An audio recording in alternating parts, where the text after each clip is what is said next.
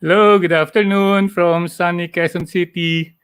Okay, so good afternoon. I'm Doc Bao, and I was requested if we can discuss. I think one of the most difficult topics in biochemistry, that is bioenergetics and biological oxidation. Anyway, by the way, I'm Doc Bao. No, I'm a retired professor of biochemistry. I used to teach biochemistry for 25 years now in a university in Sampaloc. Okay, and welcome to the Biochemist series channel. Can I have a shout out? Is my audio okay? And I can see the comments, no, and I have no idea if I can be heard. But can you hear my audio? Anyone? So I think no, I think so. So I think I can be heard. Anyways, sige, let me just start my slides. Okay, thank you very much, Hannah. So a shout out from Hannah, from Tristan Torrejos. Okay, John, Lester, Kian Abruhena. Okay, so thank you very much. Thank you very much. Okay, so I know that I'm not that I can be heard. Okay, Bianca, Kian, thank you. Okay, so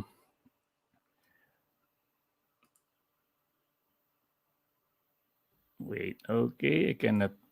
My slide is there. Okay, so sorry for that, for the technical difficulties. Anyway, again, I would like to welcome everyone. Oh, we have around 47. Okay, 47 viewers. That's the highest that I have. No, so maybe this is really a very difficult topic. Anyway, as I've mentioned, I've been asked to review. I used to give this. I think I gave this lecture for around 10 years, no, and I gave it for 3.5 hours, no. But believe me, I'll not burden you in a 3.5 hour boring lecture. I cut down all the slides, no, and hopefully we can make it under 1 hour. And I tend to speak a lot, okay, and I tend to speak a lot faster, no. So just tell me, no. Okay, so wait, just tell me in the comments. Okay, I'll just show this. Okay, if you have any questions or comments, if I'm speaking too fast, or if you want me to repeat something, no, if you want to clarify on a topic that medyo mahirap intindihan, you tell me. I am very very happy, to answer your questions, or to go back. Anyway, okay, sige. This is the first time that I'm using a double monitor, no? So you pardon me, no? I'm a little slow, okay, but I'm getting the hang of it. There, okay. So this is our roadmap. Okay, this is our roadmap. It's quite long, but I've chopped down a lot of the slides, no? So I think I have around 54 slides, no? So 1 minute or 2 minutes per slide. It will not be that long. So we cannot escape thermodynamics. I know. Now you have a lecture on this, and it's really a mouthful. But we really have to touch on thermodynamics. Then we have to discuss a lot of your wait. Okay, a lot of your thermodynamic quantities. Okay, like enthalpy, entropy, free energy, exergonic, endergonic. They might be boring terms, but believe me, they are really very important. Okay, and of all the thermodynamic quantities, the one that is really most important is your free energy. No, because this makes reactions happen, and the actions do happen to create this thermodynamic quantity. Okay, and what makes the world go round, what makes reactions happen, or what gives the need for reactions are your different energy containing compounds, no, which we will be dichotomizing into two, no, your high energy and your low energy compounds. I'll not touch on this, no, but you have to look into these enzymes, no, especially your oxidases, your dehydrogenases, etc. Then the meat of the matter will spend a lot of the time in your electron transport chain. Okay, the electron transport chain is a very important. It's one of the groundbreaking, earth-shaking, okay, discoveries in the 20th century that unified the biochemical world. Okay, so in order to understand your electron transport chain, we really have to know the meaning and the difference and the different types of phosphorylation. Okay, you have your substrate level and you have your oxidative phosphorylation, which will spend a lot more time. In your oxidative phosphorylation, this is the mainstay, no? This is the cornerstone. of your electron transport chain. And we'll look into a very important concept, your chemiosmotic coupling. Okay, then we'll. I know, no, this is one of the most difficult concepts, no, but we will just briefly breeze through your electron transport chain.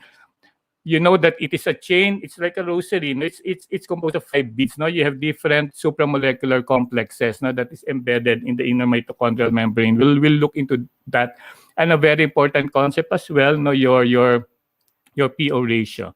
Okay, and inhibitors. Baka we don't have that time anymore. No, I'll not go through each.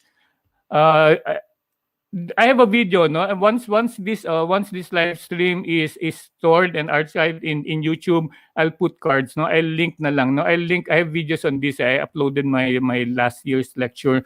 I'll just link the different concepts and different videos, no, in this live stream. Okay, so but I'll discuss a very important poison in your electron transport chain, that is your uncouplers. Okay, so what is bioenergetics? Now, to just go this very briefly, no, bioenergetics is the sum total of all biochemical processes within the body. We know very well that you have two types of reactions. Now, dalawa lang yan. You have only two types of reactions.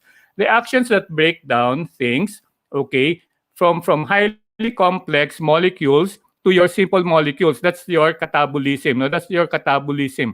You ate breakfast or you ate lunch, you ate carbohydrates like rice, no, you ate beef, no, the protein. They will not stay as rice, they will not stay as beef, but they will be broken down eventually to minute, to basic molecules like your monomers of carbohydrates, like your glucose, your amino acids, your fatty acids, etc., that will eventually be oxidized, right?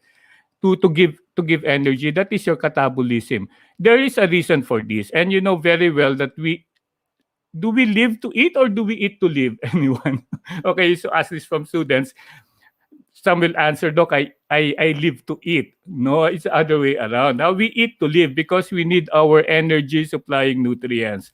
Okay, we will break down these nutrients so that we produce your ATP. This is very important. We'll go to this later on. Then this is a circle of life. The monomers, no, the monomers, for example, amino acids for your proteins, no, your monosaccharides for your carbohydrates, okay, for your fatty acids for your lipids, they will be assembled, right? They will be assembled to your more complex molecules.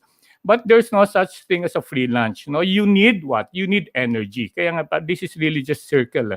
So this is anabolic, okay? You know that ATP is your energy currency of the cell, right? So you break down complex molecules, no, and it will release energy. But in a way, no, you'll break down the complex molecule to simple molecules, but in turn they will be assembled back to your complex molecules. But in turn, there's a payback. You need energy. We know this. Okay, so this is just basically bioenergetics. Bioenergetics does not concern itself with the speed. Okay, with the speed or how high is the activation energy. No, but bioenergetics will eventually just deal with what? Will the reaction happen or not? Okay? And in order to understand that, we really have to go into the law of thermodynamics. I know it's not a sexy term, no? It's hard, but I'll try to make it as simple as possible. In thermodynamics, basically, you deal with certain rules, right? You did deal with certain laws. Okay, laws put order in life. Laws put orders in the universe. I think you have 3 or 4 laws of thermodynamics, but as far as bioenergetics is concerned, we concern ourselves with only 2. Okay, we concern ourselves with only 2 laws. That is the first, and that is your second. Okay, so the first is your energy conservation. Energy conservation. Now, I'll not go much into this, but basically, the first law deals with conservation of energy. Energy cannot be created or cannot be destroyed. They can just be transduced. No, they can just be converted. Hello, tax. Hello, tax. Okay, they can just be converted from one form to another. Okay, so just remember that. In the universe, you have a constant amount of energy since it was created by God. Okay, so the energy is the same. Where does it go? It seems that energy disappears. No, it is just transformed. We will see that later on. Okay, we will see that later on. And a very important thermodynamic quantity, We will assemble all the quantities together, and we will have an equation that will explain everything. So just hang on, please bear with me. Okay, so enthalpy, please remember the one letter name, okay? The one letter name, because in the equation later on, now we will use the one letter name. So enthalpy, okay? I'm kapampang, ano, mahirap sa akin yan. Okay, enthalpy. So H is enthalpy, and basically, enthalpy is just the heat content of the reacting system. The heat content, okay? How much heat is there. But it is abstract. Now, it is abstract. Later on, we are not really concerned with the absolute amounts. No? Later on, we are much more concerned with the change in certain thermodynamic quantities. But what I want you to remember, enthalpy is what? Will reflect the number of kinds and chemical bonds in the reactants and products. Okay? Heat content is immaterial. Heat content is so abstract. Just look at enthalpy as the number of and kinds of chemical bonds. For example, if I'll show you bread, okay, and if I'll show you glucose, which do you think will have a lot more chemical bonds? For example, a polysaccharide with thousands of monosaccharides, or just one monosaccharide? We will see that you have a higher enthalpy in more complicated substances, in more complicated molecules. So please take note of that. Please remember that. This will make everything a lot more easier to understand. Okay, so and I mentioned this cannot be directly measured because we don't know what are its components. So what will matter more are the changes, no? Thermodynamics, dynamics means dynamic, no? It's in action, no? It's moving, no? It's not static.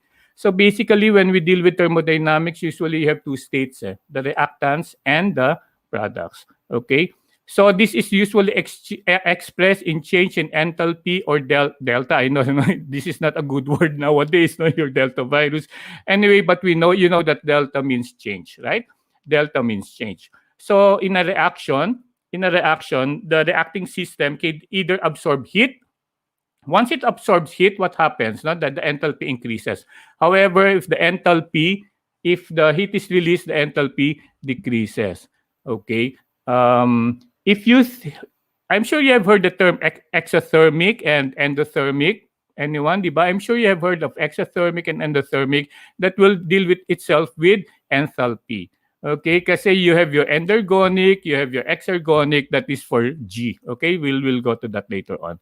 So, subscribing to the energy conservation law, energy cannot be destroyed or cannot be created. So what happens if in a reacting system, the enthalpy decreases, that energy did not disappear. It was just transferred. Okay, it was just transferred. In this case, it was released into the outside world. No, it was released outside your reacting system. That is your heat energy out. And when you see it, please remember this. I cannot call you children anymore, no, because you are not my students. Guys, yun na lang, makikiuso. Guys, just remember, if you have a delta, no, if you have a delta plus the quantity, it is always the product minus the reactants. It's the first is the product, no? In other words, the benchmark, what you are always comparing something to is the products, okay? Are the products minus your reactants. So for example, the product has a lower enthalpy. H is enthalpy, okay? If the product has a lower enthalpy than the reactants, what do you think happened? Are the products have more chemical bonds or are the products have lesser chemical bonds?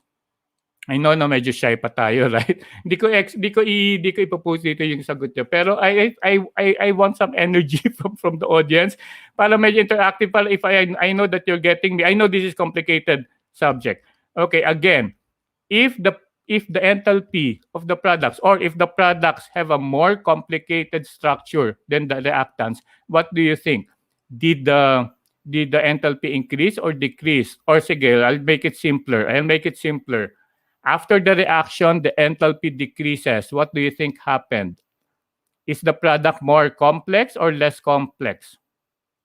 Guys, I want you to think of enthalpy, not basically pwede rin heat content, but the complexity, the number and type of chemical bonds. Okay, so sige. So what happens now? If enthalpy decreases, in other words, the heat content of the reactants is decreased, right? The heat content of the products is lower than your reactants. So we can see that the heat is dissipated out, right?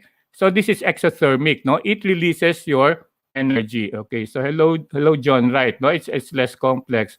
Hello Maribel, Anika. Okay, tama kayo. Tristan Torrijos, right? So please remember, pag enthalpy, think of it as the number and kinds of your chemical bonds. It will make things a lot easier when we go to catabolism and anabolism, right, Tristan? It's less complex.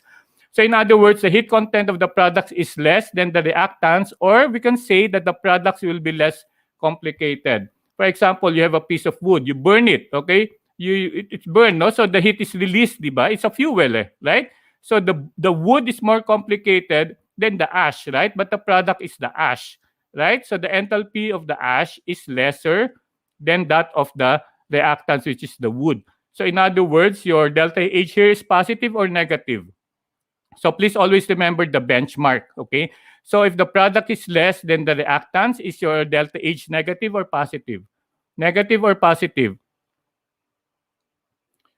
If the product is less complex or have a lower enthalpy, okay na lang, low enthalpy minus high enthalpy, it will be negative, okay? It will be negative, right, Matthew? Very good, Ralph. Okay, Kenneth. Okay, so I know, Doc, simula pa lang, parang lost na ako. Don't worry, don't worry, don't worry. If you're lost, you'll be found, okay? Anyway, on the other hand, enthalpy increases, ha? Enthalpy increases. Kaya nga, for example, in anabolism, you have glucose, okay? You have glucose. You put them together into a polysaccharide. You have more bonds now, right? The enthalpy of the product will be higher kasi you put in heat. In other words, so you increase the enthalpy. So the chemical reaction takes up heat or energy, no, from their surroundings. The enthalpy or the number of and kinds of bonds of the products will be more complex, right? Will be higher than those of the reactants. So in other words, this will be endothermic.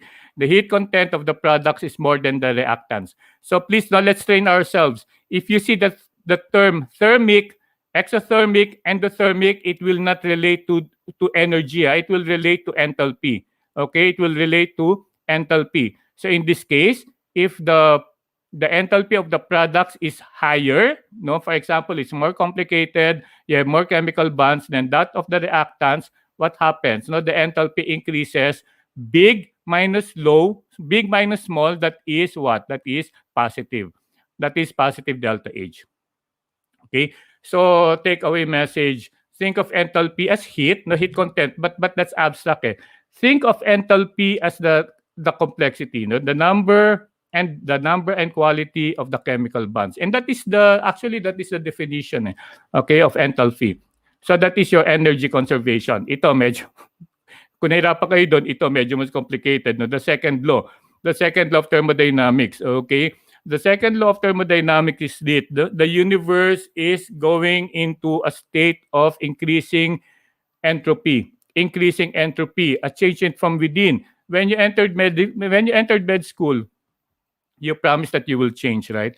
I will undergo a certain personal entropy, okay? A change from within. But in this case, the change is towards this orderliness. So don't say that kasi lalo kayong wasak, lalo kayong kalat, okay? So a change within. So the second law is simple. They say that the universe is forever expanding, right? Have you heard that term? The universe is forever expanding. Why? Because it is going into a condition of increased entropy.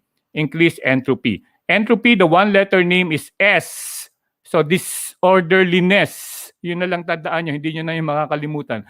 S, entropy is disorderliness. Very high entropy. Tama, Kenneth, in med school. Pero sana it's a negative entropy, not the lalo kayo magiging disorderliness. I know that usually happens, no? When you start med school, you have your desk really very organized, you have your books organized, your handouts, etc. But after 2 weeks, what happens? You went into a state of entropy. your desk it becomes more disorderliness. Just proves that the second law is correct, right? Second law is correct. Anyway, this is a little abstract, okay? This is a little abstract. the analogy here is the tea kettle. It's the boiling tea kettle analogy. Okay, so what happens if in Filipino that is takore, right? Takore. You put water, di ba? You put water in the takore, no? In the little tea. I'm a little teapot, short and stout. Here's my handle and here's my spout. Anyway, Ralph can relate. When you put water, what happens? Can you make coffee? Not yet, right? Kasi, Doc, the water is lukewarm. So what do you do? What do you do? You put it on top of the stove, right? You turn on the gas or the bawal na pala sa condo on gas. So you turn it on. Okay, so what happens now? It will boil. When the water's boiling, hear me shout, right? It will boil. So what happens? So the water is there, it's boiling. But once it's boiling, what happens? The steam, as you can see here, the steam is released, right? Can this be put into use? This energy can be put into use. The steam releasing. Di ba, what is the concept of steam engines? No, what is the concept of turbines, right? This can be used, this can be harnessed, no, to produce energy, right? This is energy. However, what happens? Can once you turn off the fire, what happens? Once you turn off the fire, what happens? The water has already gone into a maximum state of disorderliness. It has gone out into the room. Can you make habol all the water molecules and put it back into the kettle? No, not anymore. Okay, not anymore. Same. Because in the universe, that is what's happening. That is what's happening. Okay, to a maximum state of disorderliness. For example, I know you have a lot of bad news around, right? What happens if a person dies?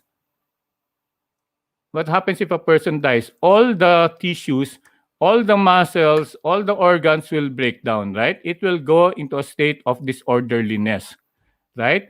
Can you put it back together again? In other words, pag Humpty Dumpty sat on a wall, Humpty Dumpty had a great fall, no? All the king's horses and all the king's men cannot put back Humpty Dumpty again, right? So for us, okay, that decay, right, Ralph? No? It will decay. So why do we eat? Why do we eat? We eat because order needs energy. Please remember, order needs energy. If you don't eat, what happens? You die, right? If you die, all your organs, all your cells will break down. However, what can maintain the organization? What can maintain your muscles? Okay, what can maintain your bones? They need energy, right? You need energy to counter your second law of thermodynamics. You need energy, right? Later on, when we go to your anabolism and catabolism, do you remember the circle of life? Ito, let's go back here. If you remember the circle of life, in order to maintain your complex molecules, no, you need energy to maintain this. Otherwise, it will be broken down to release energy, right? And you cannot put this back together. You cannot go back. You cannot go back. It's only one way. Okay? So I know, Doc, medyo hindi ko gets. Anyway, but that's that. So all the processes tend to progress toward a situation of maximum entropy. Maximum entropy. So that is the second law of thermodynamics. No one can go against that. No one can go against that. No, we can sometimes skirt the law, right? Takas palusot, right? But in thermodynamics, no one can escape the second law of thermodynamics. Order requires energy. So randomization of it. So in this case, the second law of thermodynamics, maximum disorderliness. For example, right? You have a system. Let's look at this. Now you have a system, energy before. For example, that is a piece of wood. You have a lot of energy stored, right? You know, that's hydrocarbon. Now you have a lot of energy stored. However, if it's burned, okay, or if it's broken down, right? Your amount of energy will forever, free energy will go into this later on, will forever decrease, because the second law of thermodynamics will state that the energy that is already transformed, you cannot put it back. You cannot put it back anymore. No, you cannot use that anymore. Just remember the tea kettle. Okay, just remember the tea kettle. You cannot make habol all the water molecules or all the steam and put it back into the tea kettle so that you can bring it back to boiling point again. Not anymore. No, it has already been dissipated. So the entropy now represents the energy of a system that is unavailable for work. Remember the steam that has escaped, right? That is entropy. You cannot use that anymore. That is unusable anymore. That is unusable. You cannot use that anymore. Okay, so that is entropy. And in the universe, no, this is, for example, this is the amount of free energy and this is the amount of time. Maximum disorderliness, the amount of free energy will eventually go down and go down, go down. How can you maintain the free energy? For example, how can you maintain the complexity of an individual, of a human being? You need energy to sustain that. Remember, order requires energy. All processes tend to progress toward the situation of maximum entropy. Okay, so you have two quantities now, right? The two quantities is enthalpy. What again is enthalpy, anyone? We know that the heat content, right? But that is abstract. Enthalpy is the amount or the number of bonds, not the number, the quality of bonds in the reactants or in the products. And what is entropy? Entropy is the degree of disorderliness. Enthalpy is letter H. Entropy is letter S. Okay. So if we put those together under conditions existing in biological systems, you have enthalpy and entropy, a third, and actually a fourth. No, a fourth thermodynamic, a fourth, right, Paul? No, in complexity, no complexity, that is enthalpy, right? Okay, complexity of bonds contained within. Medyo delayed pala, no? Sorry. Okay. Um, a fourth thermodynamic quantity will now come into four, and that is your free energy. And your enthalpy and your entropy, in other words, we're putting both of the thermodynamic quantities together, no? Your enthalpy and your entropy, and this will give rise to a fourth thermodynamic quantity, and that is your G.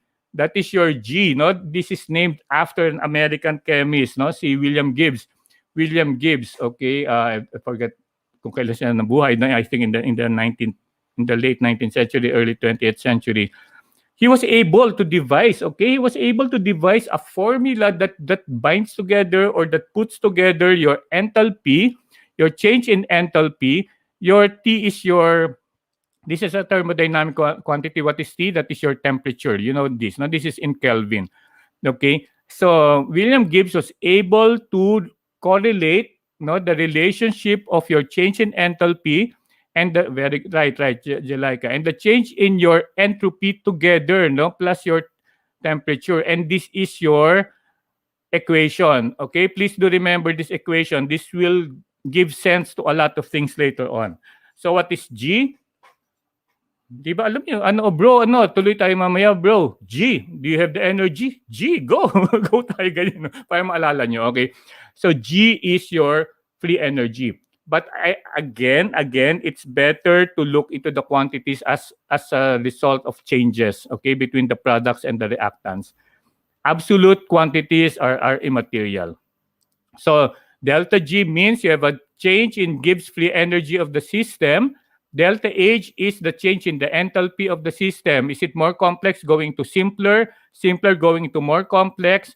Then T is the absolute temperature in Kelvin, and your delta S, change in entropy of the system. Okay, sige ito ha. Let's put our minds into work. Let's put our minds into work. Okay. What is the value of delta S when entropy increases? What is the value of delta S if entropy increases? Is it positive or negative? Again, what is S? What is S? S is your entropy, right? When entropy increases, what does it mean? The entropy of the product is greater than the reactants, right? Agree? Please always remember it is products minus reactants. Products minus reactants. Right, Cantaroni. Very good, no? So in other words, your delta S will be positive, okay? Did everyone get that? Did everyone get that? Dito pala mas mabilis pala. Anyway, mas mabagal dito sa StreamYard. Okay. Anyway, so it's positive, right? When entropy increases, it means that the products are more disorderly than the reactants. Everyone got that, right? Okay. Delta H. When heat is released by the system to its surroundings, you burn bread. For example, you burn the wood. What happens to the enthalpy? what happens to the enthalpy when the enthalpy of the product is lower than the enthalpy of the reactant? So in other words, the complexity or the number of bonds in the products is lower than the number of chemical bonds or the enthalpy of the reactants. Change in enthalpy is what? Negative or positive when heat is released? Very good, Alexandra. Tricia. Okay, lower Kenneth. Right, lower enthalpy. Now the heat content of the products is lower or it is less complex. So it is negative. Question. If the reaction is favorable, in other words, you know very well that favorable reactions are spontaneous, right? You don't need energy for those to happen, although we will examine that later on. If the reaction is spontaneous or favorable, what is delta G? Is it negative or positive? Hala. Look naman. Anyway, right. Very good, Jalaika, Mayor, Jacobs. Okay, Idiot Kid, no? Shout out to all. Angel, Aliwala. Okay, I cannot move my ano, no? Gusto ko sana mag-highlight ng mga ano, but you're right. You're right. So delta G of a spontaneous reacting system is always negative. So in this case, it is negative Y. Diba? If it is a spontaneous reaction, what happens is what? The heat is released, right? It is an exothermic. It is an exothermic. No, you release heat. No, so parang catabolism yan. Actually, catabolism yan. So delta H to start with is negative na. Delta H to start with is negative. However, what happens if it's spontaneous? What happens if it is spontaneous? Right, Kenneth. No, right. The entropy increases, right? Because it became more disorderly. Now remember the burning wood. Okay, a block of wood becoming ash, naging abo. Okay, burning wood, naging ash, right? So a block of wood is very organized, has a lot of bonds, right? It's very organized, very complex. Ash is what? Ash is kalat, right? Is wasak, right? It's disorderly and it is not that complicated. Okay, so your entropy is always positive. So in other words, negative at delta H minus positive yan, positive times minus, so your delta G is negative. Okay, so for a spontaneous reaction, for very, very spontaneous or favorable processes, your delta G is always negative. Delta G is always negative. Okay, question? Did anyone get that? So pag enthalpy, medyo nakakalito kasi pag if it's the heat content, and just remember the number and quality of your chemical bonds. That will help it easier to remember. Then the entropy is the state of disorderliness. So pag ganyan, you just think of a certain reaction, no? When you have to remember two things that are contrarian, that are contrary to each other, don't remember both, just remember one. So for example, spontaneous reaction, catabolism, right? You break down something, that's easier. Breaking down something is easier than building up something, right? So if you're breaking down something, no, that is catabolism, favorable process, no, spontaneous process, that's where we get our energy. What happens? The enthalpy decreases, right? It becomes less complex, no? The number of bonds become lesser, it becomes lesser complicated. So the enthalpy of the products is lower than those of the reactants. So delta H is negative, right? And what happens to the entropy of the products? It is higher, right? It is higher. It is for disorder. So negative minus times positive, it is negative. Okay, so please do remember those. Okay, so let's now go to your delta G. I have a slide explaining the history of Gibbs free energy, not anymore. Okay, so Gibbs free energy actually is the energy change to do useful work. G, let's go, no? Let's go. G tayo, okay? G sa exam bukas. Go. Okay. Go lang ng go. Laban lang ng laban. Okay, laban lang. Okay, so G lang ng G. So G is the free energy. It is immaterial. What is very important is the change. Again, no, makulit ako talaga. Masanay na kayo, makulit ako. In thermodynamics, it's always the change in the state that is important. Okay, so free energy is what? G. What's more important thermodynamically is the change in free energy. This will tell us this actually bioenergetics is centered in the G quantity, in the delta G. Eventually, because of the delta G quantity, this will tell us, is the reaction spontaneous or not? Is the reaction without energy will happen or not?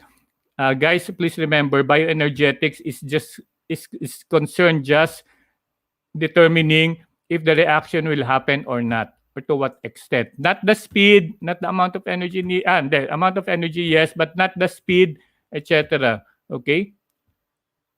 So again, no, you have the reacting system, the reactants becoming the products, but it can be the other way around. The products becoming the reactants. Okay? So same convention. It is always the products minus the reactants. Kung nalito na kayo, naku, oh my God, no, I cannot, basag na ako, wasak na ako. Just think of this as alphabetical. F comes first before I. Tama, no? Am I right? Okay. And P comes first before R. Okay? So it's final minus initial, final state minus initial state, and the products minus your reactants. Please, wag babalik na rin, ha? Don't interchange. It's always the final product. Parang outcome-based, right? Outcome-based. What's the outcome? What is the product? That is what is more important than what you start with, okay? Just like in med school, it is not how you started or what you start with, but how you finish, okay? So what's your pre-med course is immaterial, no? Pantay-pantay lang yan, no? In med school. In med school, it is what you make out of your time in med school that will matter. Okay? may mga konting hugot, no? But just an advice. So this is an energy diagram, okay? This is an energy diagram. You will see graphs later on.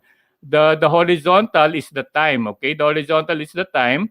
The vertical line, the y-axis, no, but the y-axis, that is your energy, okay? That's your energy. First scenario. Okay. First scenario, what can we see? Reactants A having more energy content than your products B. What is delta G?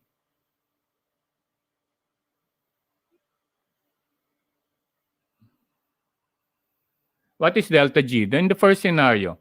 So it is always products minus reactants, your final minus initial. We will determine two things, ha? Okay, you tell me what is the delta G. Is this favorable or unfavorable? What is the direction? Is the direction A to B or B to A? Okay, and is this exergonic or endergonic, exothermic or endothermic? This is an area, no, when I used to give this lecture, no, this is my favorite. No, this is a treasure trove of questions. Right, tax. Okay, right, mechanical productions, mech prod. Okay, Ralph Lauren. Favorable. Yes, no, product is lower, reactance is higher, so small minus big. Delta G is lower or higher. Delta G is negative or positive. You can express it in many ways. Okay, delta G is negative. Delta G is less than zero. No, those two things. So in this case, delta G is less than zero. Delta G is less than zero. Okay, so if this is 1 minus 2, it is negative 1, right? So delta G is less than zero or delta G is negative. So is this favorable or unfavorable? Favorable or unfavorable? I think I have a 6 seconds delay, right? So anyway, very good. Right, Jalaika, this is favorable. If di nyo na maalala, no, lost na kayo, you just visualize. You Instagram this into your minds, okay? Mga social media generation, tayong mga kabataan, okay? You Instagram this into your minds. You just go into the slide, right? If you sit down here, you'll go down. You don't need any energy, you know, don't make pajak, etc. This is favorable, okay? So just remember, no, we are graphical people. Just remember the image. So that is favorable. The direction will favor A or B. The direction will favor A or B. It will favor A to B. Okay, it will go to the right. So it is spontaneous. Pag A to B, please remember no, the arrow, okay? And please take note of the quantities as well. Don't answer automatically favorable or not unless it is qualified. It should, what is the status from A to B? Favorable, unfavorable. Sagot ko kagad favorable. What if the question is what is the status B to A? Favorable? No, it will not. It's the baliktad na, ha, right? So please take note of the caveats, the caveats of the question. Alam mo, taking exams is not knowing things. It's also what do you call that? How you take the exams. Okay, how you take the exams. There's a word it's escaping me right now. Okay, conduct of exams, etc. Okay, so this is A to B spontaneously. A to B spontaneously. Is this exergonic, endergonic? Exergonic, endergonic. Is this exergonic, endergonic? Exergonic, it releases, basta exergonic, G, the word there is G, it's energy.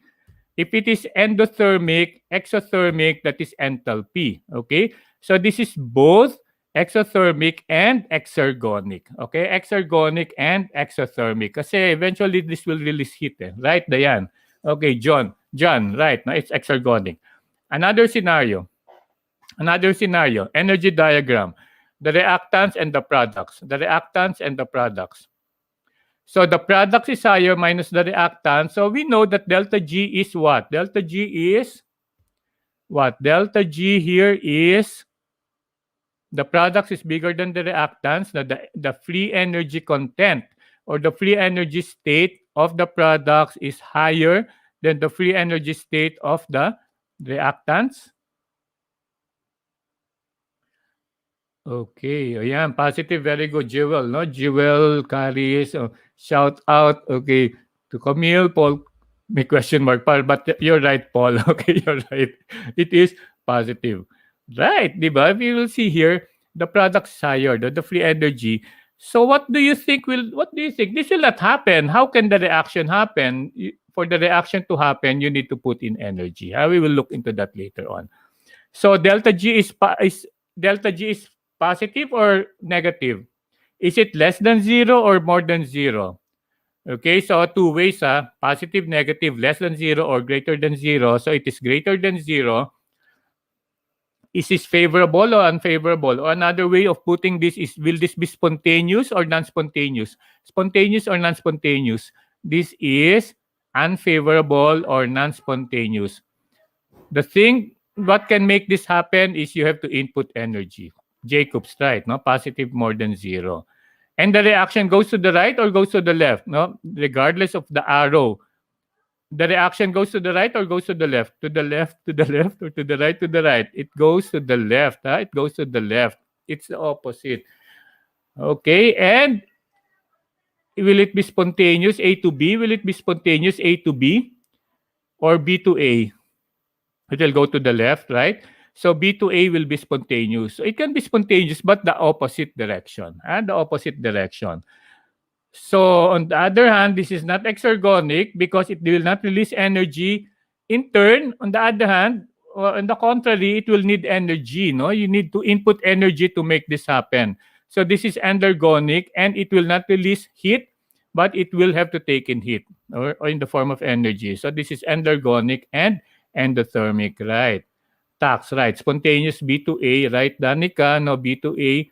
B to A, no, Kenneth and Sinares. Okay, very good. So there's a third scenario. What do you think is a third scenario?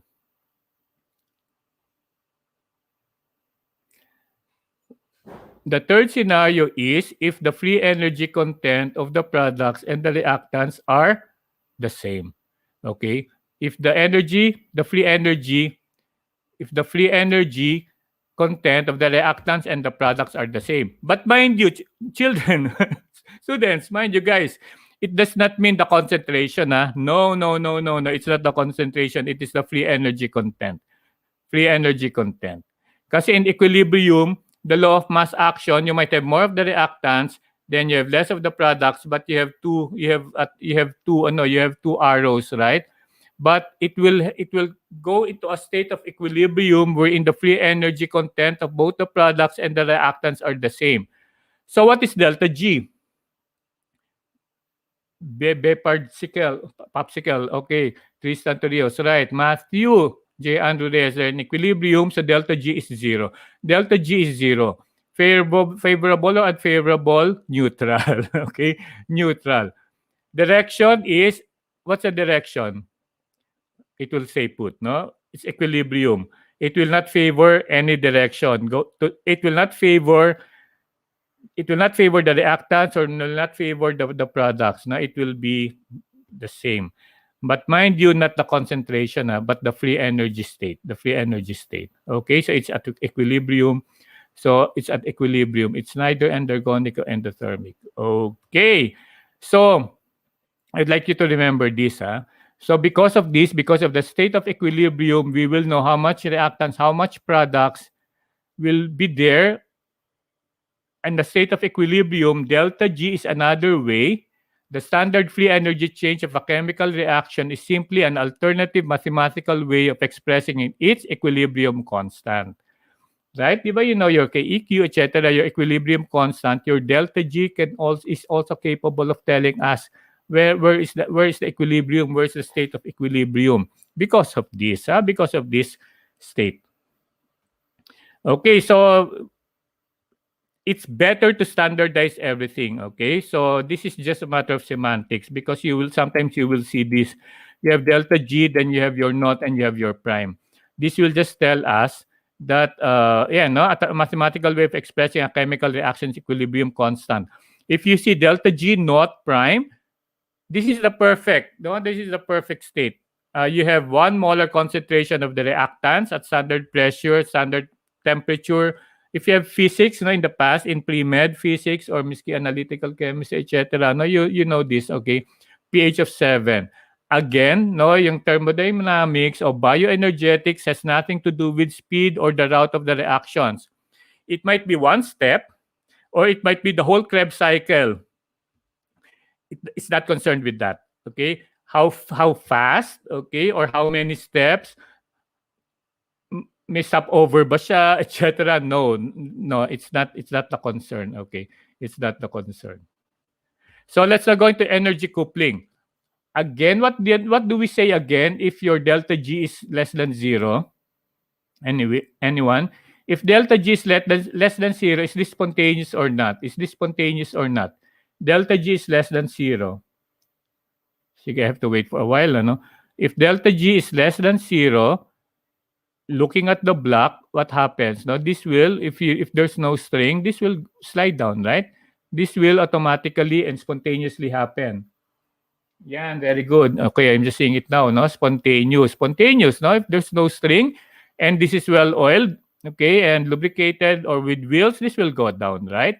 However, in this case, if delta G is more than 0, if delta G is more than 0, so if delta G is more than 0, you know that is endothermic, that is endergonic.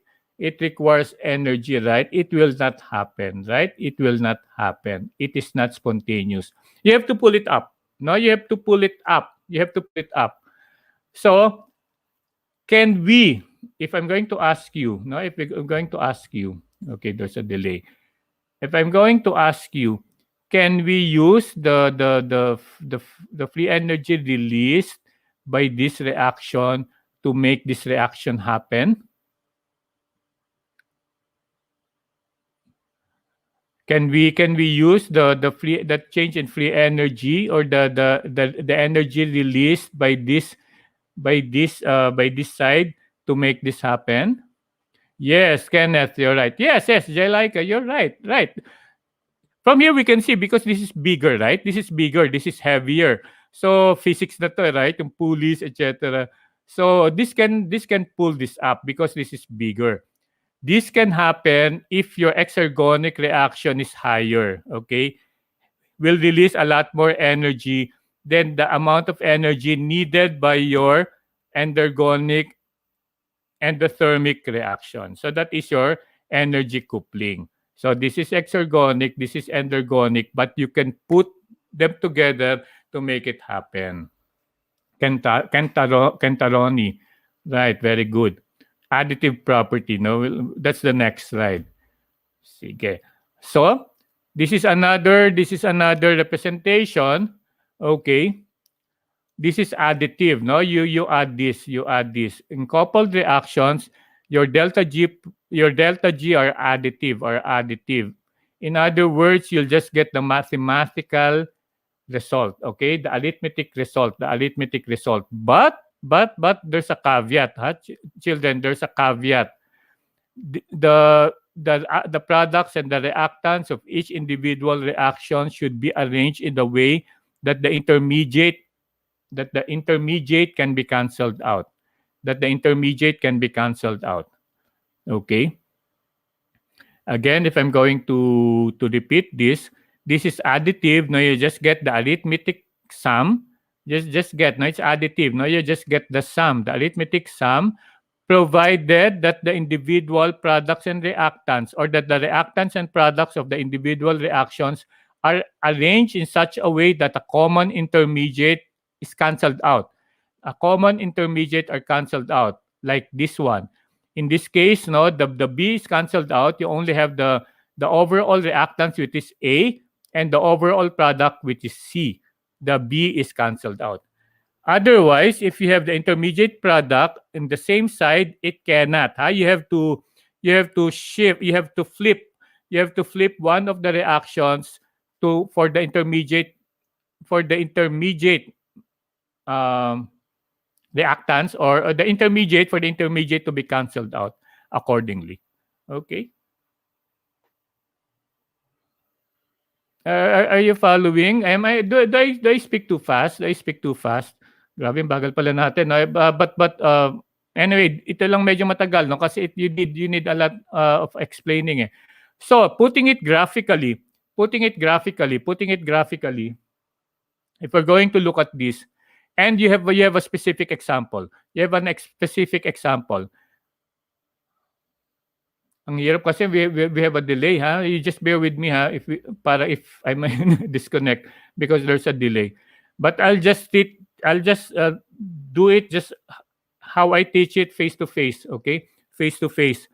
So in this case, in reaction 1, a specific example is the phosphorylation of glucose, making it glucose 6-phosphate. I'm sure some of you knows this is familiar. No, this is the first step in your glycolysis. Is this spontaneous? Is reaction 1 spontaneous? Okay, Kenneth has a question. Does the intermediate have to be subsequent to the first reaction, like in the slide Doc? Usually the first reaction is the right one. You take note of the second reaction. I think I'll check it, but I think I'm in authority that the first reaction is the basis. The first reaction is the basis. If, for example, this is C into B, you have to flip the second reaction and change the sign of the delta G.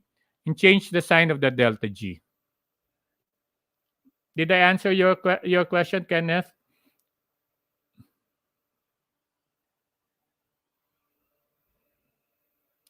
I think it's around mga 6 seconds delay. Malakas ang mga boses ko. Anyway, but did you get it? It's only additive. If you can cancel out the intermediate. Usually, if I feeling not in the past, binabaliktad ko yan. Tapos, siyempre, the choices, you have just the sum, or you have to change this, etc. So, please be alert. Be aware. Please be aware. Okay? I hope I answered your question, Kenneth. So, in this case, no, phosphorylation of glucose to make it glucose 6-phosphate, this is not spontaneous, right? You know very well that you need ATP. You need ATP for this to happen. So, the delta G here is what? Delta G in reaction 1. Okay. Thank you, Mac Prado. Okay. Ikaw lang ang malakas. Okay. Thank you very much. Yung sa lakam ba yun? Okay. Very good, Jalaika. You're right. Reaction 1 is non-spontaneous. Delta G is positive, right? The free energy state of the product is bigger than that. Again, remember, product minus reactants. Products minus reactants. So delta G is Positive cannot be, not in not in 1,000 years, no, not in 1,000 years can this happen spontaneously. However, if you have the hydrolysis of ATP, thank you, Joel. Okay, if you have the hydrolysis of ATP, no, the product is much less than the reactants. It is negative, right? It is negative. This is exothermic. This is exergonic. So a question: can you use the energy released in reaction 2 to make reaction 1 happen? Can you use right spontaneous, right, Jalika? Can you use the free energy, the change in free energy, or the excess energy released in reaction 2 to make reaction 1 happen? Yes, there is. No, there is. Beautiful name. No, that's the name of my daughter. Okay, I love your name. Okay, so reaction 3 is just basically what? Basically what? No, so glucose plus ATP equals glucose 6 phosphate plus ADP, right? Okay, so the intermediate here is inorganic phosphate. Ayan, ito pala, no? So here's the reaction, okay? So glucose plus inorganic phosphate is glucose 6 phosphate plus water. This is positive 3.3 kilocalories per mole. The first reaction is positive, delta G positive. It is unfavorable, it is non-spontaneous. You need energy to make this happen, right? Positive delta G. Okay, but the hydrolysis of ATP, you know this, no? This is one of the cornerstones of metabolism in the second shift. No, you'll be going to metabolism. If you hydrolyze ATP, okay, it will release a lot, no? A lot, negative 7.3 kilocalories per mole, ADP plus inorganic phosphate. So from here, you can see that this is arranged right. This is arranged right, no? Inorganic phosphate on opposite sides of the equation, water and water on opposite side. You can cancel it out. Then you have your net reaction, right? You have your net reaction, glucose plus ATP equals glucose 6 phosphate plus ADP. So look, delta G is negative 4.0 kilocalories per mole. So will this happen? Of course, no, it does happen every time glycolysis is happening, right? So the main point is here. It's the overall delta G that matters. No, it does not matter how many reactions you have how many hoops you have to go through, how many reactions, or how fast is this. What is important in bioenergetics, we know that the phosphorylation of glucose with ATP, okay, is possible, is spontaneous, will happen because of energy coupling. Okay, with energy coupling. So this now leads us to your high energy compounds. Your high energy compounds are compounds that will release a big amount of energy, once they're hydrolyzed. And the mainstay, the poster boy of this is your ATP. So I think when I was teaching this topic, I asked the students to remember, and I think it's prudent for you to remember. 5 lang naman sila. You have only 5. Okay, you have only 5. You have your phosphoenol pyruvate, which you find in glycolysis. Your carbamyl phosphate, which you find in the urea cycle. Your 1,3-bisphosphoglycerate, you find this in your glycolysis as well. Creatine phosphate is a source of quick energy in the muscles. These are your high energy compounds, okay? High energy compounds, because by the way, how do you define high energy compounds? High energy compounds are compounds that when they're hydrolyzed, they release energy that is equal or above or higher the energy released with the hydrolysis of ATP. ATP is a high energy compound. So all the substrates, all the compounds that will release energy or will have a delta G of higher than negative 7.3 or negative 30.5, they are considered high energy compounds. Okay? They're considered high energy compounds. Please do remember, phosphoenol pyruvate is the highest. Ito malakas. Siya yung malakas. Okay, PEP. You find this in glycolysis. Siya yung malakas. Highest, followed by carbamyl phosphate, followed by 1,3-bisphosphoglycerate, then your creatine phosphate and your ATP. All of them, 1, 2, 3, 4, 5, all these 5 are high energy compounds.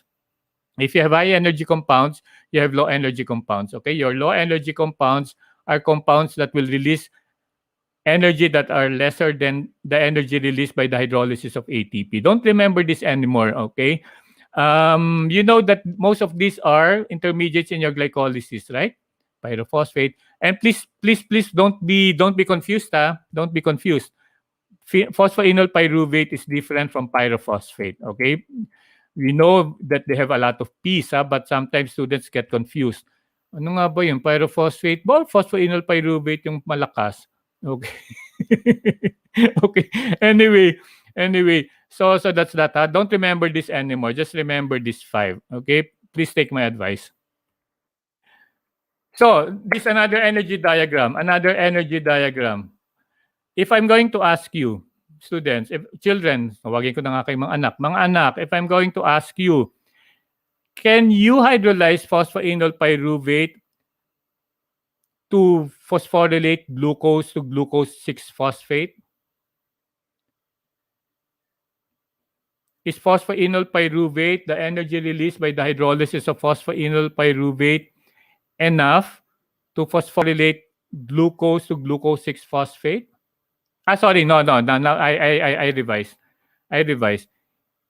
When you break down, when you hydrolyze phosphoenol pyruvate, is the energy enough to phosphorylate ADP to ATP? In other words, can you break down phosphoenol pyruvate to synthesize ATP from ADP? Your adenosine triphosphate from adenosine diphosphate? Cannot, right.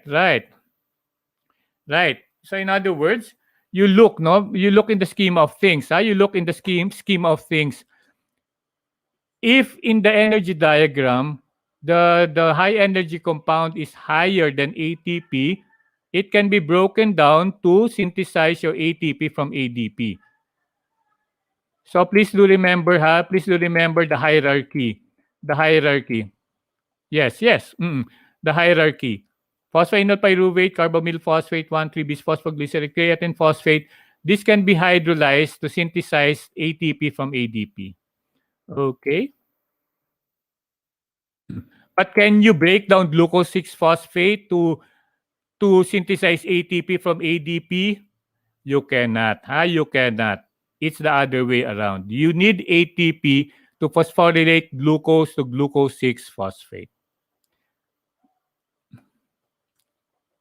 Okay, it's okay. No, yes. Okay, you just pardon me. The answers I don't know but I do get them. Okay, although they're a little delayed. So in this case, when you hydrolyze your phosphoenol pyruvate, it's negative 61.9. Negative, pwedeng utangan, oo nga, no, may hugot pa. Negative 61.9, but you only need 30.5 kilojoules to phosphorylate ADP to ATP. Okay, let's now go to your biological oxidation. Wow, oh my God. Okay, anyway, so if you have to go, you can just log off. Okay, but I'll just continue. Biological oxidation basically is, for me, biological oxidation is just like love. Okay, it makes the world go round. Without BO, without biological oxidation, everyone will be dead. Without love, everyone will be dead. Same. Biological oxidation, we know this very well from elementary, when we are asked by our teachers to bring nails. Okay, nails, sige, dala kayo ng pako, then you leave it outside, uulanan, then magiging mangangalawang, it will get rusted. Then the teacher will tell us, children, that is oxidation. Wow, ganun naman tayo, no? But basically, biological oxidation is important. Oxidation, simply stated, oxidation is one thing that makes the world go round. It is the process in which occurs in biological systems to produce energy. So oxidation, chemically speaking, is what? Is just when you lose electrons. The most common definition of oxidation is removal of electrons. However, oxidation also happens when you extract a hydrogen. What is a hydrogen? Hydrogen is composed of a proton and an electron, right? A proton and an electron. So if you remove a hydrogen, that is also oxidation. Kaya nga you have dehydrogenation. You have dehydrogenation, right? You have dehydrogenation. Dehydrogenation is basically oxidation. You remove a hydrogen. In effect, you're removing a proton and you're removing an electron. Okay? So that's that. And addition of oxygen, no? The least common but siguro the easiest to visualize, if you add oxygen, that is oxidation as well. And this is what is for me the most powerful, no? I think if you have a one takeaway from this lecture is this is it. It is the flow of electrons in oxidation-reduction reactions that is responsible for all the work done by living organisms. I think that is powerful. Okay, that is the most powerful takeaway message from this lecture. It is the flow, and we will see later on in your ETC. It is the flow of electrons in oxidation-reduction reactions that is responsible for all the work done by living organisms. Mahirap kasi mag Q&A now, no? But oxidation reduction and half reactions, if I'm going to ask you, I'll wait for the answer. Ferrous to ferric. Is that oxidation or reduction? I'll wait for 6 seconds. Ferrous to ferric. Is that oxidation or reduction?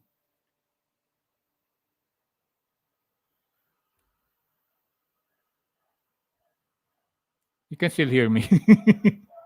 Okay.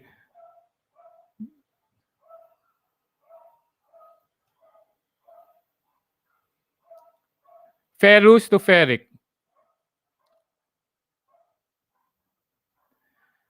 What is oxidation? Oxidation is the loss of electrons, right?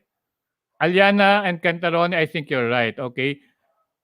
Oxidation is the loss of electrons, right? So ferrous to ferric, you lost electrons because from past +2, tatanggalan mo ng -1, it's +3. So children, an easier way, if you're asked this question, I don't know if your professor will ask this type of questions, but before I used to ask these questions, you look at the oxidation state. Jalaika, you're right. If the oxidation state increases, +2, it became +3, that is oxidation. Okay? So oxidation is the loss of electrons, increase in oxidation state by a molecule, right? Popsicle, Bea, right? From +2, it became +3, that is oxidation because you have an increase in oxidation state. Dun nyo lang, just look at that. Question. From cuprous to cupric, oxidation reduction. Cuprous to cupric.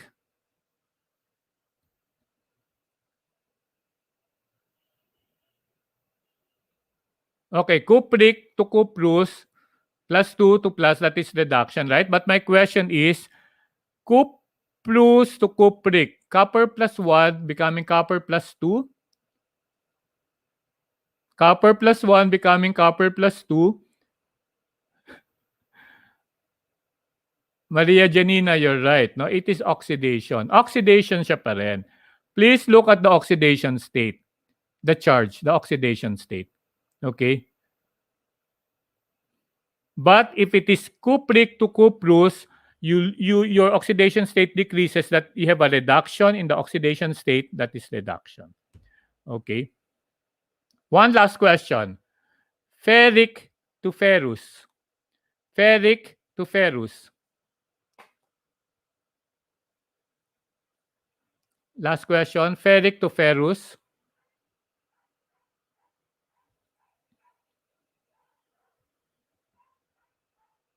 Okay. Right. Maria Janina, Paul Christian, Emma Santos, Cantal. Sige, last na yun, ha? Pero just look at the oxidation state, children.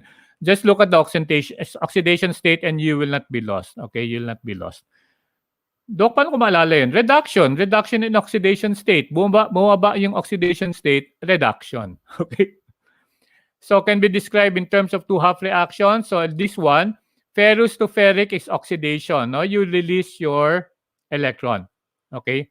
You lose your electrons, di ba? Oxidation is a loss of electrons.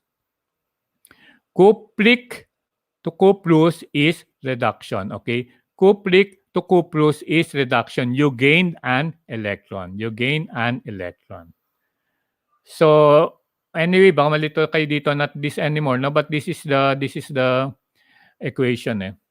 So when describing electron transfers, oxidation is the loss of electrons. You have an increase in oxidation state by a molecule, atom, or ion. Okay, and reduction is a gain of electrons. Decrease in oxidation state by a molecule, atom. I know you have your Gero. I don't use that. Gero. What's that? What is your mnemonic? Gero. Anyway. For me, I just look at the oxidation state. I look at the oxidation state. So again, the electron donating molecule. The electron donating molecule in an oxidation reduction reaction is called Ayun, Leora, and Geroa. Okay, Jewel. Okay. If you want to use that, it's okay. It's okay. But sometimes I get confused with that. I get confused with that. Question. Electron donating molecule in an oxidation state and an oxidation reduction reaction is called what? If you can donate an electron, are you the reducing agent or the oxidizing agent? If you donate an electron, if you can donate an electron, are you the reducing agent or the oxidizing agent?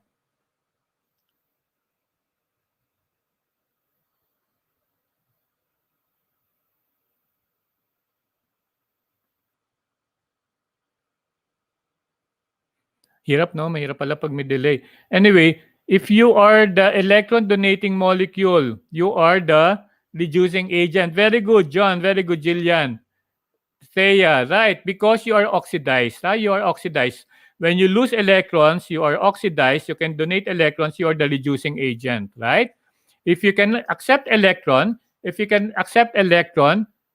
you are reduced, but you are the oxidizing agent. You are the oxidizing agent or oxidant. Okay. Sige.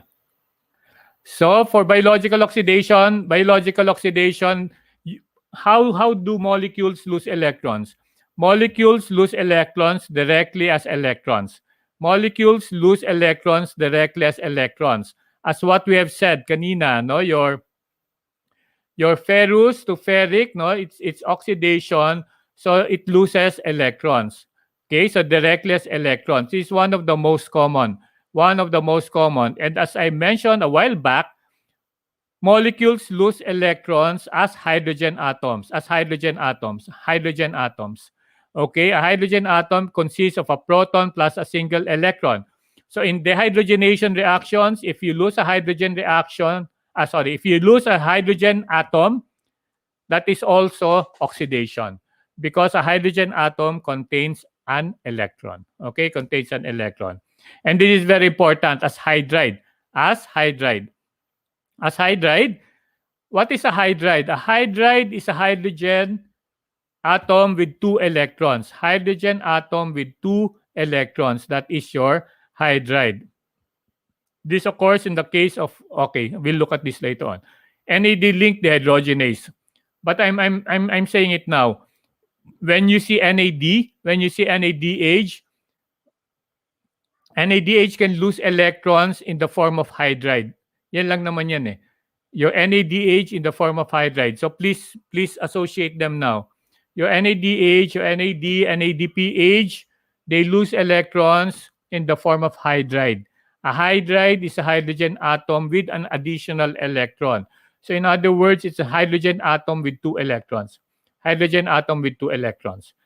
lastly, but not that commonly, you have oxidation when you are combined with oxygen. Okay, I'll make this fast. So what is a reducing equivalent? A reducing equivalent is a single electron equivalent. That is reducing equivalent. So a reducing equivalent is a lone electron. It is a hydrogen atom because a hydrogen atom has a proton and an electron. So 1 electron is 1 reducing equivalent. 1 hydrogen atom is 1 reducing equivalent. Half a hydride ion, kalahati. Half a hydride ion is an electron equivalent. However, guys, in biological oxidation, we don't think of single electrons. We don't think of reducing equivalents just like in life. No, they have partners. Okay, they come in pairs. They come in pairs. Reducing equivalents, you have always two. You have always two in life. Okay, it's lonely to be alone. Okay, so electrons, just like people, they have to come in pairs. Okay, sana all. Sana all. Mahirap, mahina yung delayed yung reaction. Anyway, so please do, when we discuss biological oxidation, the flow of electrons is usually in pairs. The flow of electrons is usually in pairs. Okay. So let's now go into your reduction potential. The reduction potential, when you look at this reduction potential, your reduction potential, standard reduction potential, you break down the term. You break down the term. Reduction potential is the potential to be reduced. The reduction potential is the potential to be reduced. In other words, it is the tendency of a chemical species to acquire electrons. It is the tendency to acquire electrons. In other words, if your standard reduction potential is high, you have a high potential to be reduced. You have a higher tendency to acquire electrons. So in other words, if a species has a higher reduction potential, they have a greater tendency to accept electrons. Anyway, there are no more responses, but you're following, right? You're following. Maybe okay, 138. Okay. Anyway, so this is a source of confusion. This is a source of confusion. For me, the way to remember this is to look into the terms. Reduction potential, standard reduction potential. Standard reduction potential is your potential to be reduced. So if your standard reduction potential is high, you have a high tendency to be reduced. You have a high tendency to accept electrons. So that you don't have to memorize. You don't have to memorize. You just understand. You look into the terms. You look into the semantics. Standard reduction potential is the potential to be reduced. And if you are reduced, you acquire electrons, right? You accept electrons. So if your standard reduction potential is high, you have a high tendency to accept electrons. And which species will have a high standard reduction potential if they are more positive? Makes sense, right? Makes sense. You're positive. You're accepting electrons that are negatively charged. Di ba? Unlike charges attract, right? Anyway, I'll tell you how to remember this later. Later. So if your standard reduction potential is lower, in other words, you are more negative, you have a lesser tendency to acquire electrons. This is important because this will give sense in the flow of electrons in the electron transport chain. Okay, so the higher, more positive, the higher the reduction potential is, the greater tendency to gain electrons. To gain electrons. If your standard reduction potential is high, you have a high tendency, you have a high potential to be reduced, right? You just turn around the term. If you have a lower standard reduction potential, you're more negative, like charges oppose each other, you have a lesser tendency to gain electrons, or you have a greater tendency to lose electrons. Okay, so when we look at this, now this is the table of the half reactions with your standard reduction potentials. By the way, your standard reduction potentials is termed at volts. Okay, volts, millivolts. When you see volts, it is your standard reduction potentials. It's standard, no, because it's pH 7 and 25 degrees centigrade. Okay, so if I'm going to, you have half reactions here. Actually, in some of these, you will see these are already in your electron transport chain. Look, NADH, you have your ubiquinone. Okay, you have your cytochrome, you have your oxygen accepting electrons. Again, if your standard, what is standard reduction potential? The standard reduction potential is the potential to be reduced. So if I'm going to ask you, which has the highest tendency to acquire electrons, oxygen or ferredoxin? Which has the greatest tendency to accept electrons, oxygen or ferredoxin?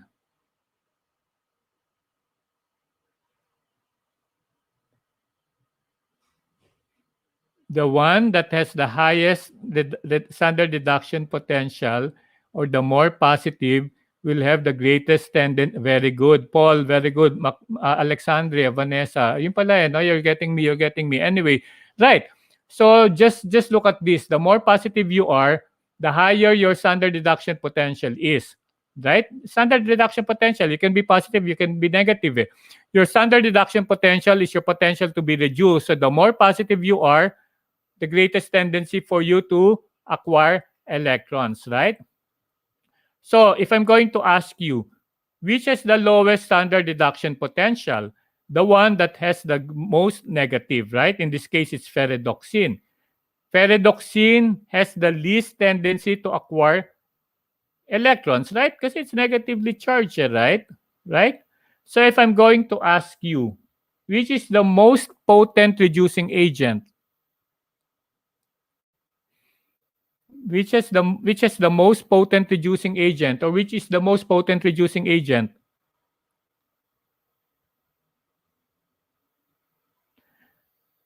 The least potent reducing agent. Sorry, what? Which is the most potent reducing agent? Sorry, question ko pala. Which is the most potent reducing agent? The most potent reducing agent is the species that has the least standard deduction potential, right? Ferredoxine, very good. Very good. So I'm happy you're getting it. Okay. So the more negative you are, it means that you have the least tendency to be reduced. You are the most potent reducing agent. You are the most potent reducing agent. So which is the most potent oxidizing agent? The most potent oxidizing agent is the one that has the greatest tendency to acquire electrons, right? That is your most potent oxidizing agent. Most potent oxidizing agent is your oxygen. Pag sa face-to-face yan, Dok, reklamo na yung mga bata.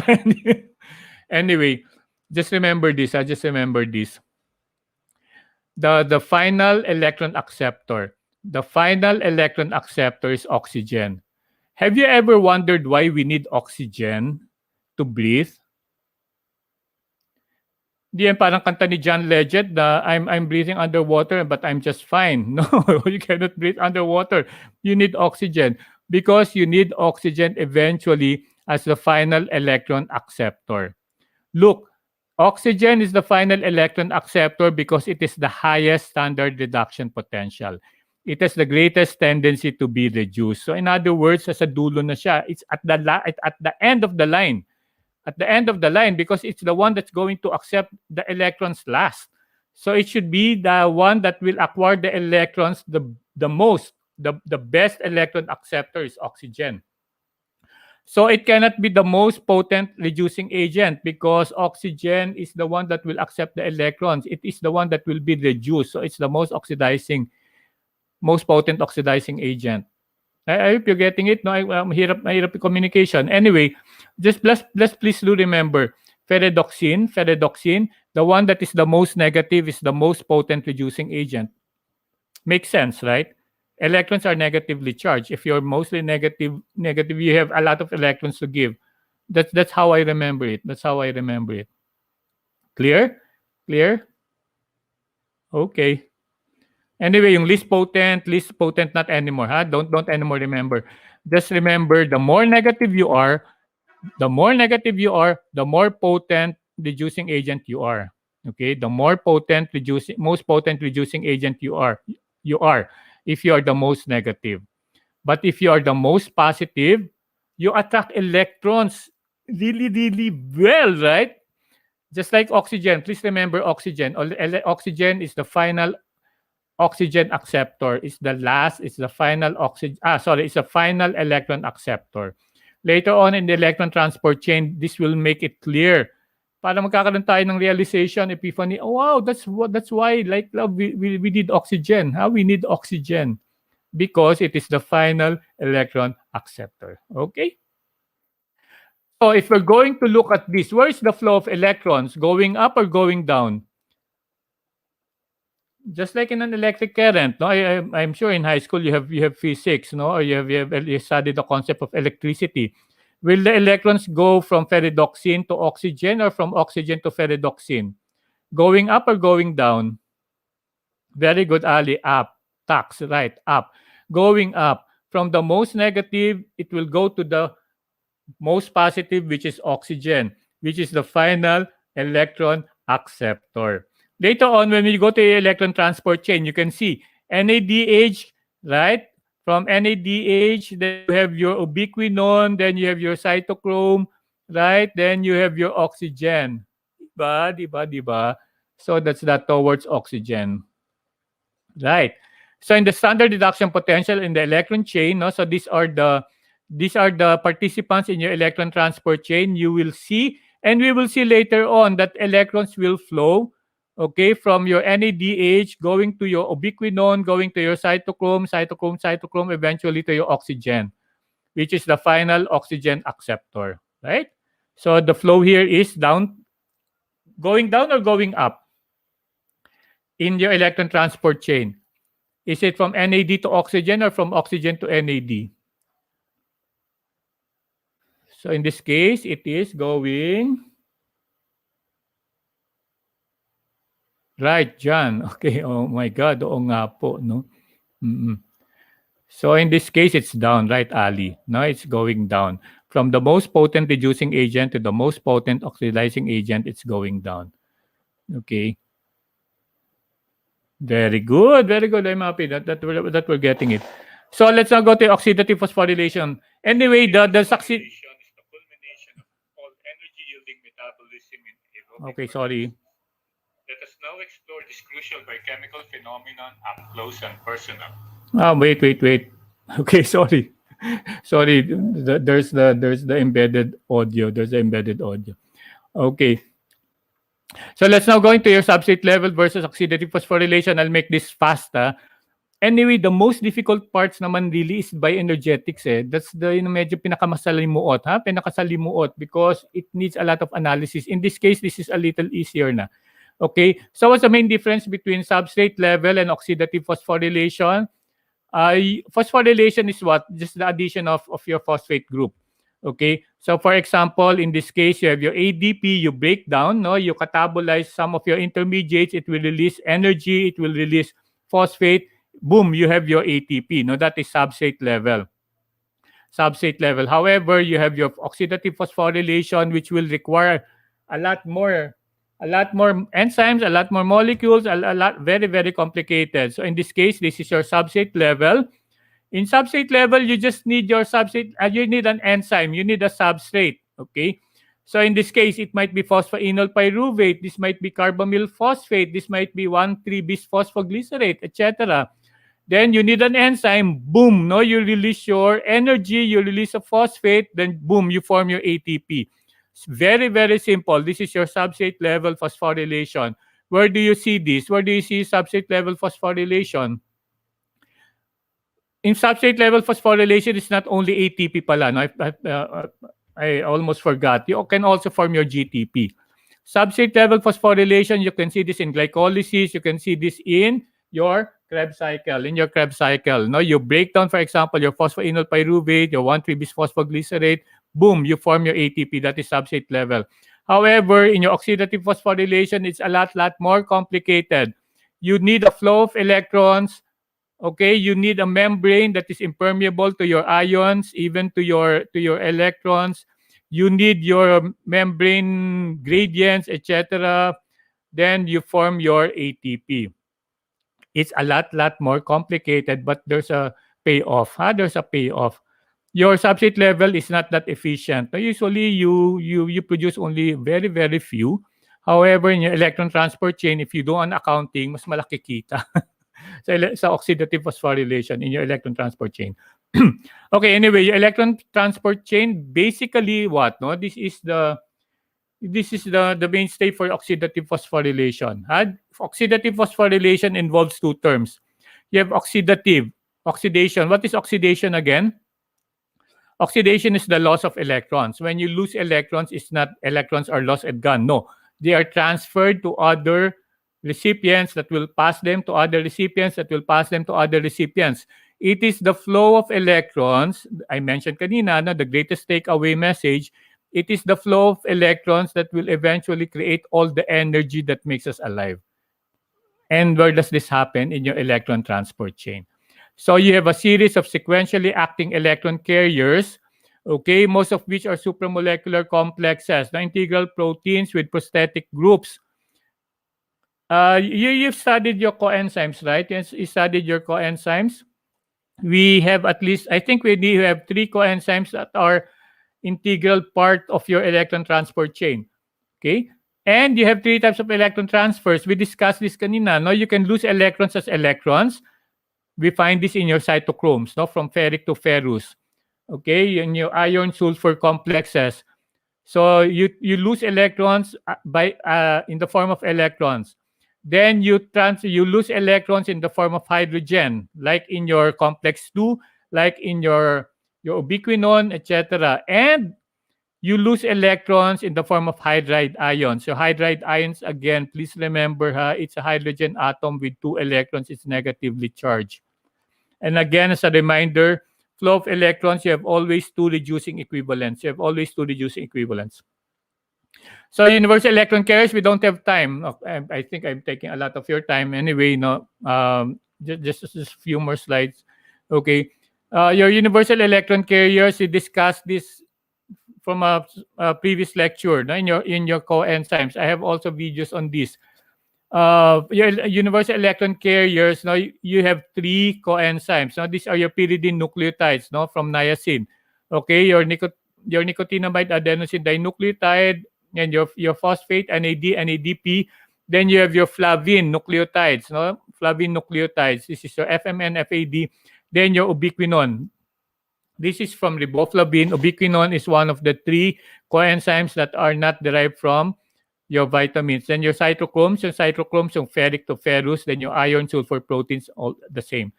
So please, I think kasama naman sa exam niyo yung coenzymes, right? So they will complement each other. Okay, in your electron transport chain, basically, why is it called a chain? Because it is just like a train, no? Just like a train of your supramolecular complexes, wherein you have a flow of electrons. No, the yellow arrow, this will represent the flow of electrons. Wherein just like in a relay race, no, just like in a tag play, okay, the electrons are pinagpapasapasahan. Okay, your electrons are passed from one complex to another. Okay, one complex to another. You have four complexes. This is your fifth complex. Now, your ATP synthase is also part of the electron transport chain, but it has a different role. Okay. Anyway, your complex 1, complex 2, complex 3, complex 4, the electrons are passed, okay, from one to another. And it is the virtue of the passing of your electrons that will produce the energy. We will see this later on. When you pass electrons, okay, when electrons are passed from one complex to another, this is exergonic. No? It releases a lot of energy. And this energy is stored by what? No, when electrons are passed, the energy produced will be used to pump out your hydrogen ions or your protons, no, against a concentration gradient that is exergonic, right? In physiology, you have learned that if you're creating a concentration gradient, no, against a concentration gradient, you need energy, right? You need your sodium potassium ATPase. In the way, the energy that is produced by the oxidation, no, by the passing of your reducing equivalents will be stored by what? No, pumping out hydrogen ions from the matrix. This is your matrix, and this is your intermembranous space. Okay, this is your inner membrane. This is your outer membrane. This is in the mitochondria, no, the powerhouse of the cell. No, we learned that since we were inside the womb of our mother. No, you learned that, you know that very well. Okay. Anyway, so this is just an overview. Then eventually, where will the electrons go? The electrons will be accepted by your final electron acceptor, your oxygen, to produce water. So what happens if you don't have oxygen, or if you're drowning, or if you're asphyxiated? Okay, you're anoxic, no, in the brain. Okay, no oxygen. What happens? Your electron transfer will stop because you don't have the final acceptor of electrons. You don't produce your energy. Without energy, di ba, complex, your order requires energy, no? Your cells, your tissues will break down because you don't have the energy to maintain your entropy, right? Your organized state. Anyway, okay, so this will go to your fifth complex later on. So this is your electron transport chain. So again, no, you have your four complexes. You have your four complexes, four unique complexes. There are supramolecular complexes. No, you have your prosthetic groups. You have your prosthetic groups. Then you have your each complex is capable of catalyzing electron transfer to a portion of the chain. So let's look at this. Now, this is complex 1. This is complex 2. Now, your complex 1 and your complex 2, they will accept electrons from the matrix, okay?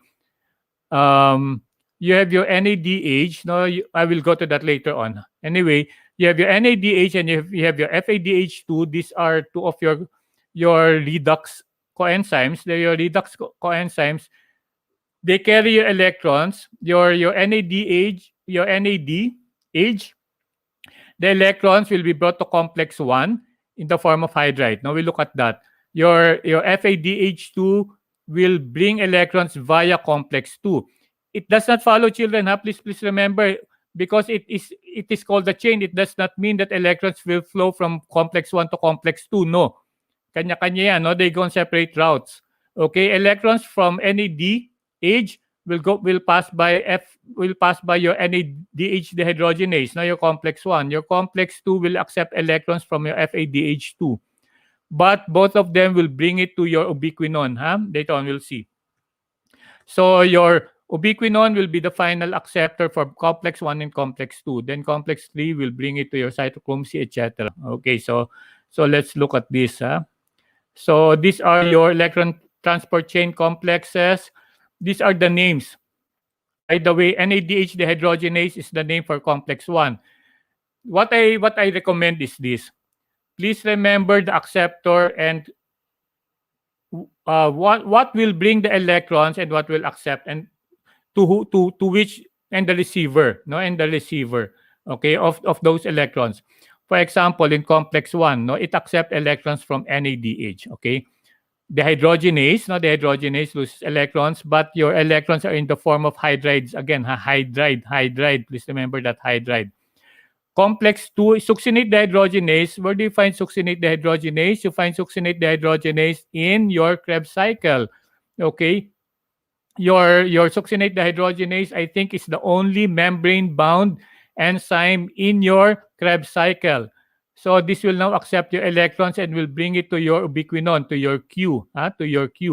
So your complex 3 naman is your ubiquinone, cytochrome C oxidoreductase.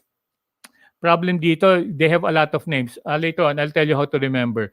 Then your complex 4 is your cytochrome oxidase. Sige, let's go one by one. Now, quickly. Your complex 1 is NADH to ubiquinone. Please do remember the bearer of electrons. It is from NADH. It will bring it to ubiquinone. So that is complex 1. It is simplest name is NADH dehydrogenase. Good if it is in the choices is NADH dehydrogenase. We know that is complex 1. But what if you're given the choice NADH ubiquinone oxidoreductase? Very good. Easy to remember because the electrons come from NADH and it will be brought to your ubiquinone, right? So you have two simultaneous, you have two things basically happening here. The transfer of electrons that is exergonic. Electrons are in the form of hydride ion. Please. You cannot overemphasize the fact. The electrons in your complex 1 are lost in the form of hydride ion. Can I get a shout out? Can I get a heads up if you're still following, if you're still hearing me? Okay. Anyway, for complex 1, NADH dehydrogenase, NADH ubiquinone oxidoreductase. Now that's the complicated name, but it is always named after the donor and the receptor. Thank you, John. Okay, still Cantaron. Thank you very much. It's really hard to talking to a monitor, right? Anyway, so just bear with me if I'm a little makulit. So thank you very much. I cannot see you nodding your heads. Okay, that's a problem in a live stream. So two steps. exergonic and endergonic. Remember your coupled reactions. Remember your coupled reactions. You form you produce energy, and another reaction will get that energy. In complex one, what happens? The transfer of electrons, the flow of electrons produces energy, okay, in the form of hydride ion. The energy will now be used by another concomitant reaction that will pump out 4 protons. Wag natin pagpapalit. Don't interchange electrons and protons. Electrons are transferred within the chain. Protons are pumped out into your intermembranous space. Okay? So you have a proton pump driven by the energy of the electron transfer. So you have 2 steps. You have 2 steps. The transfer of electrons will produce energy, and the energy will be used to pump out electrons from the matrix to the intermembrane space. Please, it's vectorial. Vectorial secret. No, it's vectorial. Vectorial. It's a direction. It has a direction from the matrix into your intermembrane space. Okay, matrix into your intermembrane space. So complex 2, it's your succinate dehydrogenase. At least in complex 2, I think it has only one name.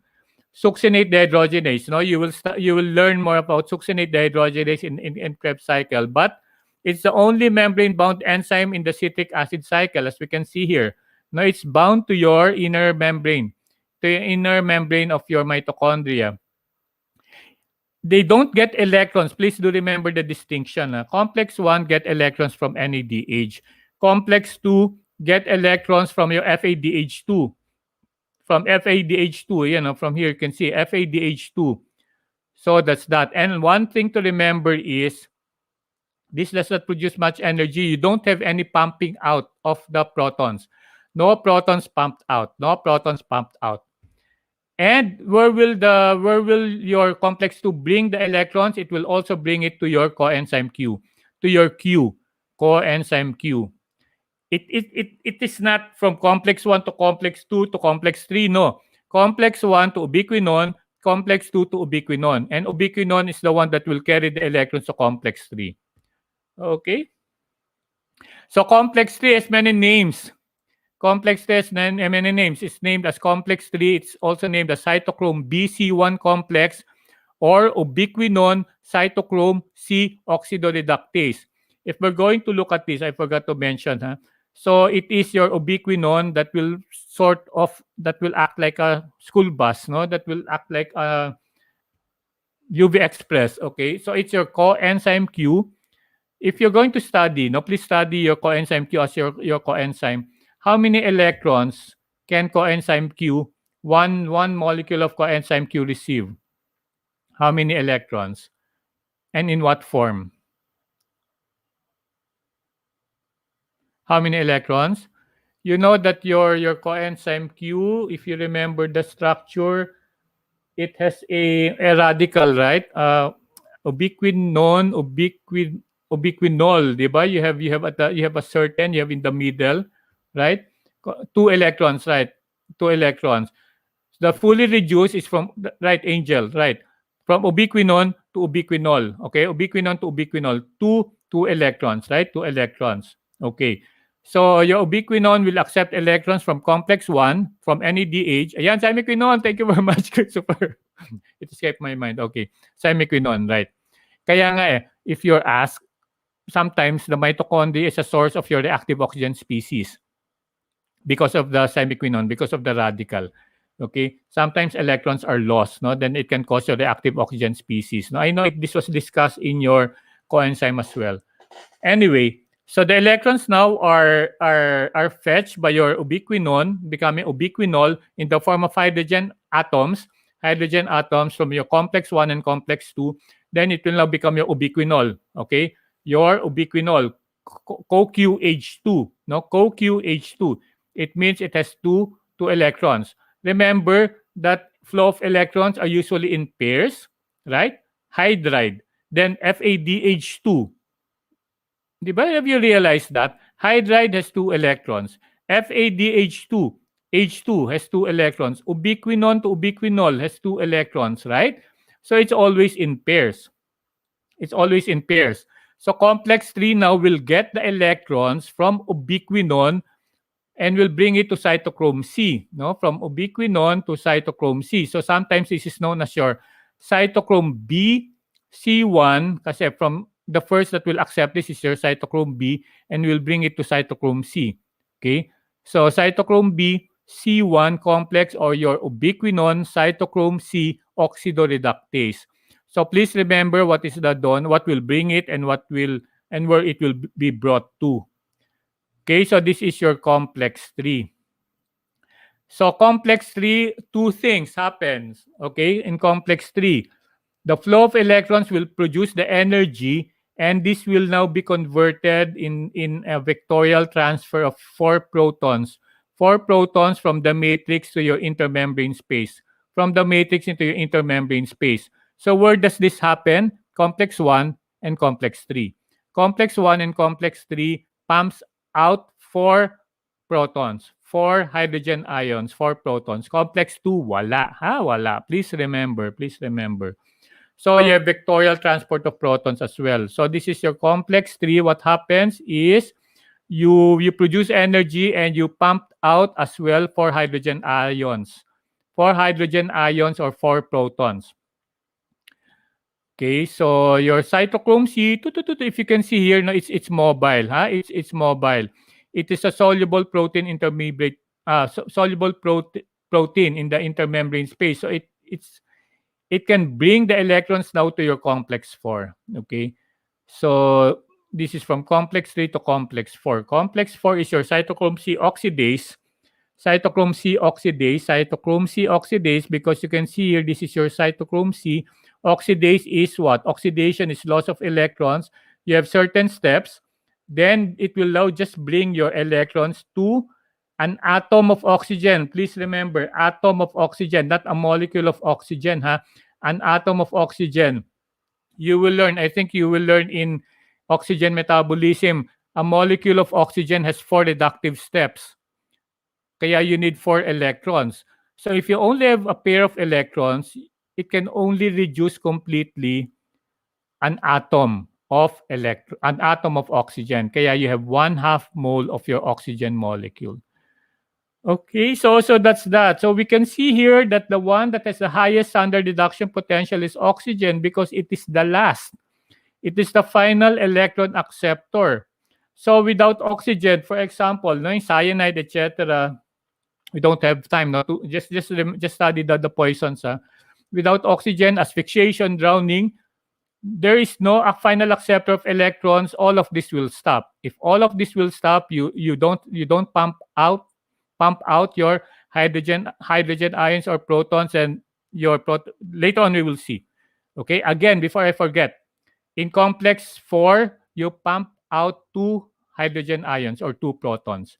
But please remember, students, children, please remember, complex 1, you pumped out 4, that is 4. Complex 3, complex 2, wala. Complex 2, wala. Complex 3, you pumped out 4. Complex 4, you pumped out 2. So 4 plus 4 plus 2, how many? 10. Okay, 10. So, lapit na tayo, no? Kasi 50 plus slides. We're on slide number 45. So, complex 4 basically is what? No, you just you just transfer your electrons from cytochrome C to oxygen. Atom of oxygen, So, 1/2 O2 yan, 1/2 oxygen. Then this will now be converted to water. This will now be converted to water. And you pumped out 2 hydrogen ions. Pumped out 2 hydrogen ions. Clear? Clear? Okay. I can see your head nodding. Okay. So this is the summary. This is the summary again. Complex 1, please do remember the name. But the shortest name there is NADH dehydrogenase. Accepts electrons in the form of hydrides, but a pair of electrons in the form of hydrides. Okay, exergonic. Then the energy will be used to pump out 4 hydrogen ions or 4 protons. 4 protons. Okay. Then complex 2 is succinate dehydrogenase. Very easy to remember. Gets electrons in the form of FADH2. Ask ko lang, Doc, bakit po may 0.5 later 0.5 electron? Wait, 0.5 electron. Where? Anyway, sige, later on, later on we'll have question. We'll have you reserve your questions. You reserve your questions. Okay. For complex 2, electrons are fetched or electrons are received in the form of FADH2. Then complex 1 and complex 2 will bring the electrons to your ubiquinon, accepting electrons in the form of hydrogen atoms. Hydrogen atoms, okay? So from ubiquinon to semiquinon to ubiquinol, okay? Complex 1, you have a vectorial pumping out of your ions, so your hydrogen ions or your protons. Complex 2 wala. Complex 3, same. Okay, you have 4 protons. Then your complex 3 will now bring the electrons to your cytochrome C. Your cytochrome C, okay, will now be received by your complex 4, your cytochrome C oxidase. No, this will now bring the electrons to a half a molecule or one atom of oxygen to bring water. Complex 1, complex 3, complex 4. Please do remember, 4, 4, 2. So a total of 10 protons. And let's orient ourselves. The flow, the vectorial flow is always from the matrix to the intermembrane space. Matrix or the intermembrane space, okay? This is the N side and this is the P side. I'll explain this later on. Matrix N side, P side is the intermembrane space. So this is the yield, okay? So energies to use. So for each pair of electrons, so it's always a pair. Each pair of reducing equivalents will have a total of how many protons to be pumped out into your intermembrane space? How many? Anyway, sige, no? So para we don't waste much time. So 4 plus 4 plus 2, you have 10. Okay, you have 10 protons. This is important when we're going to compute for your PO ratio. 10 po. Very good, John. Okay. So this is your proton-motive force. Your proton-motive force is composed of 2 components. Okay, it's composed of 2 components. Let's orient ourselves. This is your matrix. This is your matrix. This is your intermembrane space.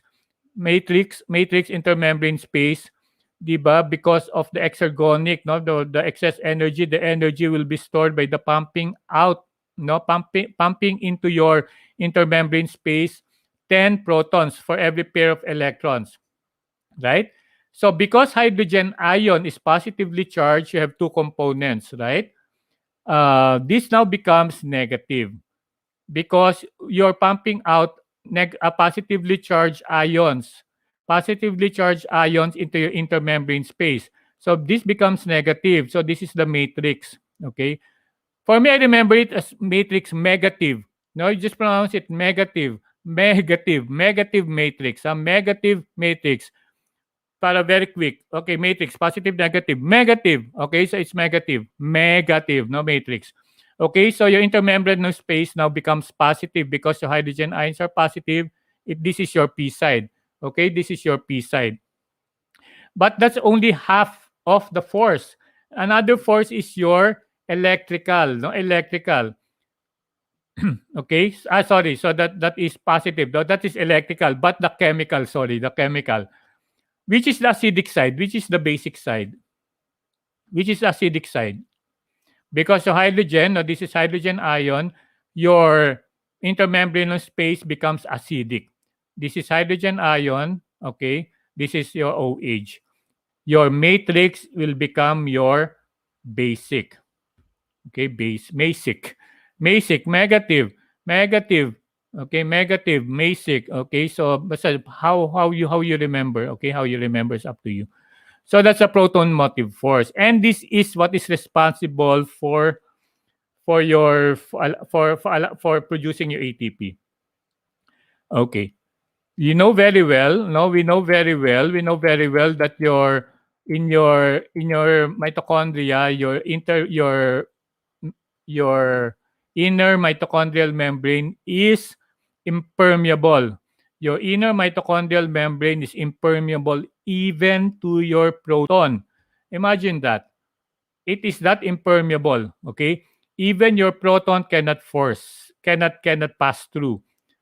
Remember this. This is really very important. Your inner mitochondrial membrane is impermeable to even to the proton, even to the proton.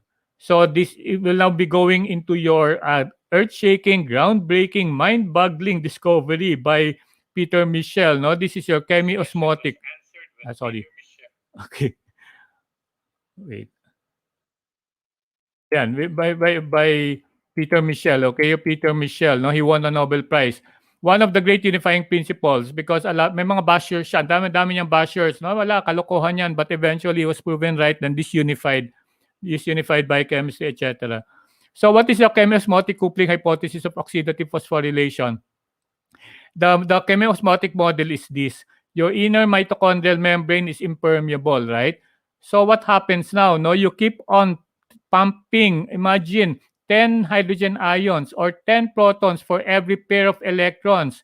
Every time you pump out 4 plus 2, you pump out 10 protons, 10 hydrogen ions, right? And this is impermeable. No, this is impermeable to your proton. So what happens now? Will this explode?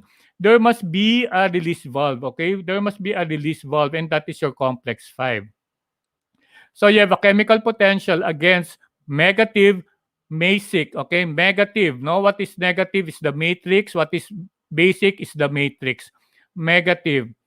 Dapat sulat ko na. Can someone write it? Can someone write it on the chat box, no, so that all of you can remember? Negative for matrix. Basic, MASIC. Basic for basic for matrix. Ha? Please remember that para ganun lang, isang ano lang. Okay? So if you keep on pumping out hydrogen ions or protons into the intermembrane space and you don't have any release valve, this is impermeable to your protons. What happens? Eventually, the constant gradient will be too great, or this will be filled. This will be very, very acidic. This will be very, very positive. Ayan. Thank you, Paul. Thank you. Thank you, Steph. Then this will stop, right? Then your electron transport chain will stop. So you now have your complex 5. Your complex 5 or your ATP synthase. Very good. No, your ATP synthase wherein this is a pore. No, this is a pore. Your hydrogen ions can now pass through, but with that, you have a lot of fascinating things that happens. Okay, so this is your ATP synthase. I'll make this fast. No, this is also known as complex 5. The ATP synthase is not involved in electron transport. Okay, electron transfer, your complex 5 is not. This is more for phosphorylation. Kaya nga sa oxidative phosphorylation, this is more for phosphorylation. So for the chemistry, you just go into this side, you just study the structure. But I'll just like to emphasize one thing. No, it is the beta subunit. Okay, in the headpiece, it is the beta subunit that will contain the catalytic site for ATP synthesis. Okay, so this is your rotational catalysis. Your hydrogen ion should go back to the matrix, right? And once it's going back, no, it's flowing back. This will rotate. Okay, this will rotate the head. This will now rotate the head, which will produce something beautiful. Okay, this will now catalyze the synthesis of your ATP. So this is a very good example of an animation. No, you can see, no, I cannot see but because of the hydrogen ions or protons going back to the matrix. Now going back to the matrix, okay, what happens is this is your binding chain or conformational coupling hypothesis of Paul Boyer. Because when your protons go back, okay, to the matrix, it rotates the head, no, and you now have a conformational change in the beta subunit that will force the phosphorylation of your ADP with an inorganic phosphate to produce your ATP. So in a way, this is it. Okay, so you have your beta subunits. No, just imagine that this is turning, right?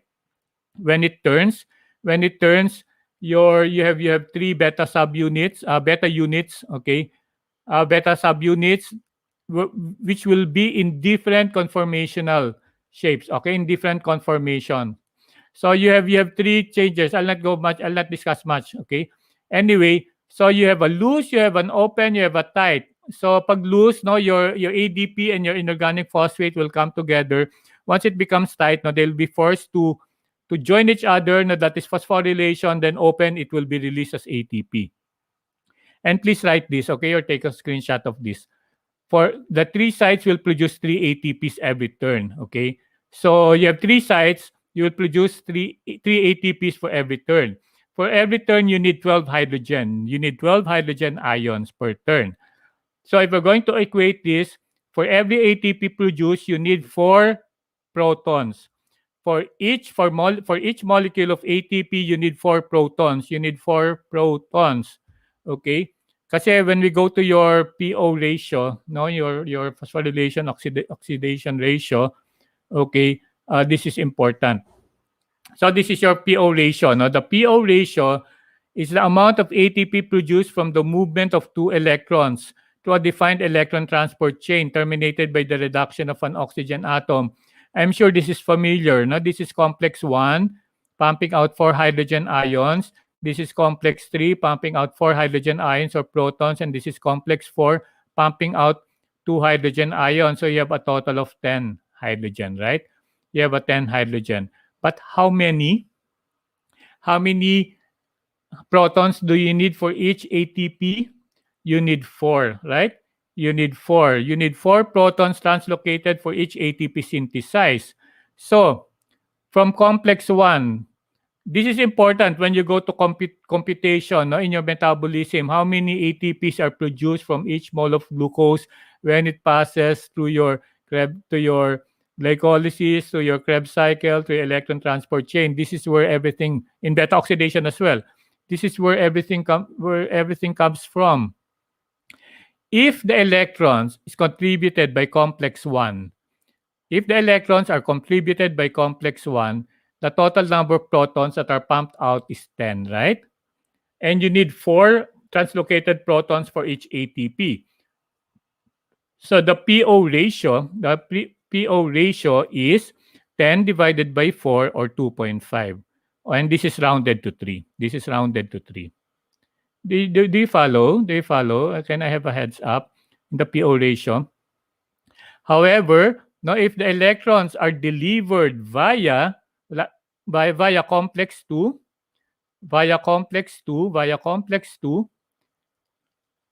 it will bypass complex 1, so you only have a total of 6, right?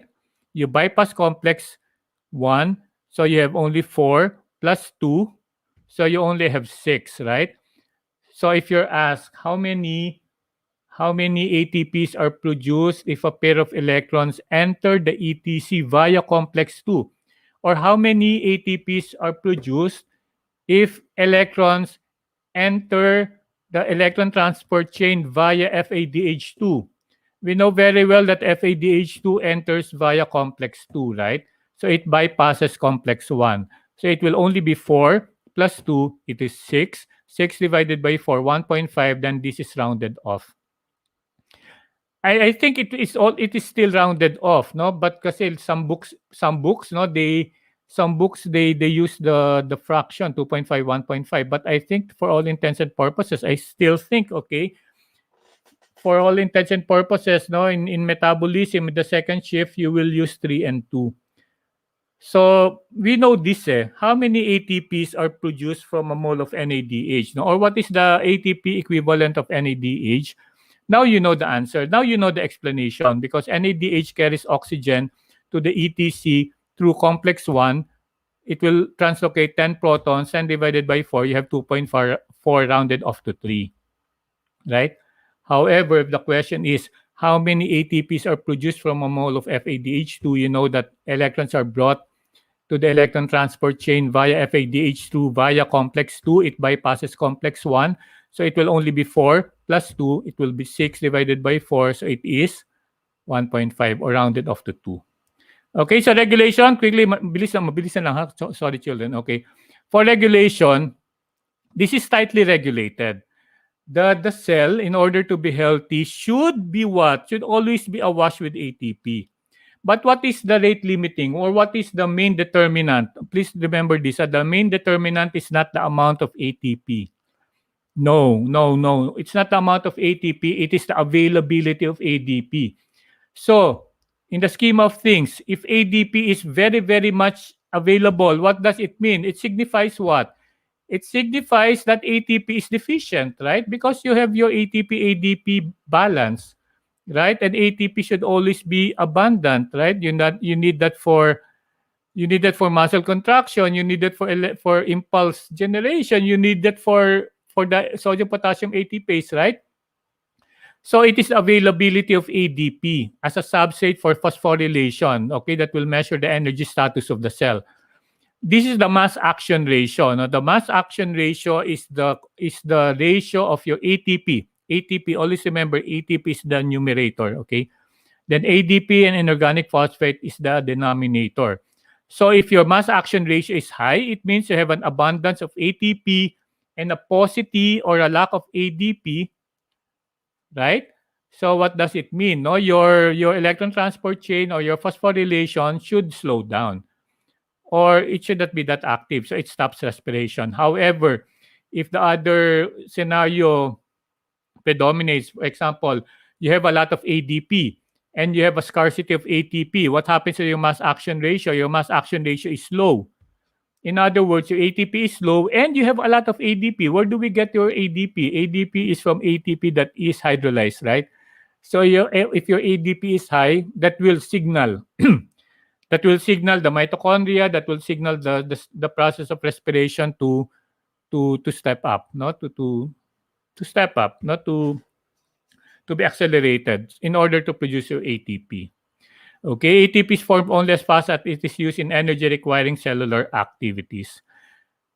Okay, so if there's a and your different steps. Now you'll be discussing this in second shifting. No, second shifting is more exciting and a little more difficult. No, but it's exciting because it's more dynamic. Huh? In first shift, kasi you're just setting the stage. Di ba? You studied enzymes, you studied coenzymes, then you need energy for things to happen. No? So you studied bioenergetics, biological oxidation. But your glycolysis, your PDH complex, your Krebs cycle, your beta oxidation, they are all interlocked. So if you have a lot of ATP, no, you have an abundance of ATP, and your ADP is scarce, no, konti lang yung ADP mo, what happens? What do you think? If your mass action ratio is high, what happens to glycolysis? What happens to pyruvate oxidation? What happens to acetate oxidation? Or what happens to oxidative phosphorylation? If you have an abundance of ATP, will your respiration increase or decrease?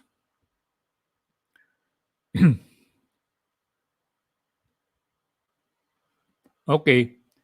Anyway, no, so if your ADP is very low because you have a high mass action ratio, all of this will slow down. Okay, all of this will slow down.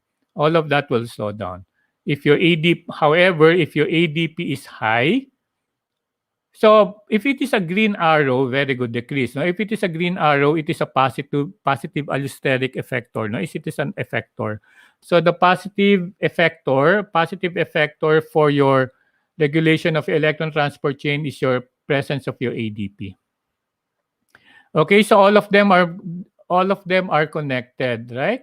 So if your ADP is high, this will really what? No, accelerate your glycolysis, accelerate your Krebs cycle, etc. Okay, electron transport chain poisons. I'll not discuss this. You just go through the list. No, I know there's a lot, but there's a lot. Okay, there's a lot. But uncouplers basically is what? Uncouplers. The function of your ATP synthase, right? It will act as a release valve, no, to bring back the protons in a way producing your phosphorylation, your ATP. However, your uncouplers, they're amphipathic, no? They increase the permeability of your, di ba, your inner mitochondrial membrane should be impermeable to even the smallest ions, even to a proton. However, your uncouplers will what? Panira yan, no? Panira siya, kontra, okay? This will act as release valves as well.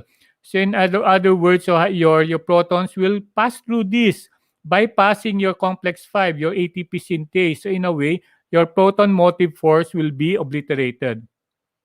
Your proton-motive force will be obliterated. You don't have any phosphorylation. You don't have any ATP synthesis. And what happens is you just produce a lot of heat. You just produce a lot of heat. And this is the principle in your brown fat. Okay, your brown fat, your thermogenin or your uncoupling protein. No, we see this in hibernating animals. You see this in the newborn as well, because when bears hibernate, they need to produce heat, right? They don't need ATP to move, right? Because they're sleeping.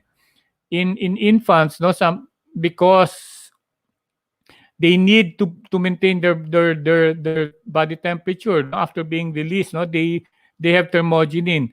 What does thermogenin do? No, it bypasses your complex 5. You don't produce ATP, but what happens is, no, your hydrogen ion will go back to your matrix, not producing ATP, but in a way producing your heat.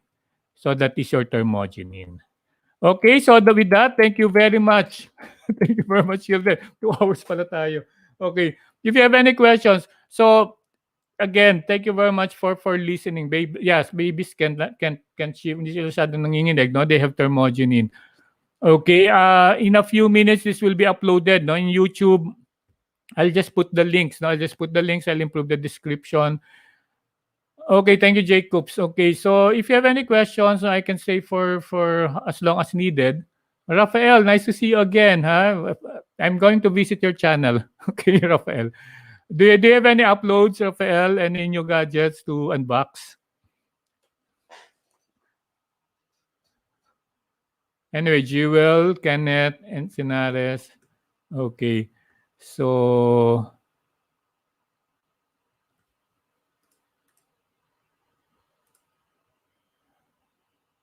okay, sana nga pumasa kayo lahat. No, sige, Dok. To the silver play button. Matagal pa yun.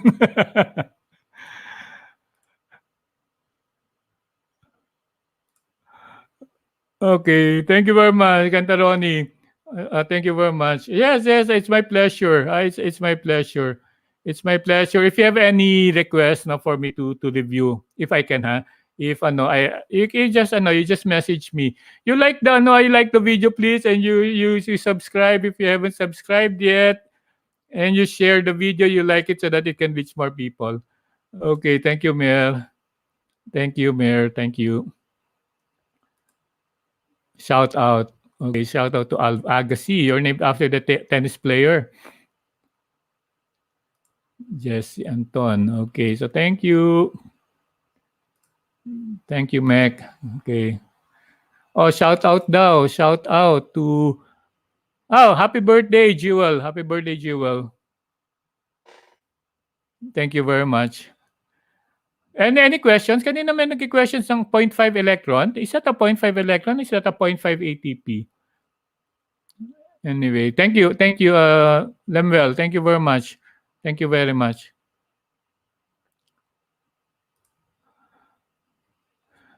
Rai, first time ko po dito pero I love it here. We're so glad to have you. If there are any, you subscribe and you press the notification bell. Kasi pa it's fun nga, no, to have a live stream lecture, no. It's a little different, pero if I can, si Aldre, if Aldre is here or Jewel, no, if classmate ka ni Jewel or ni Aldre, you tell them, no, they're my intercessors, no, they're yours intercessors. Talk bike and pearls po for shifting. At saka may question. We have a question. In complex 2, is FADH2 and FAD the same as succinate and fumarate?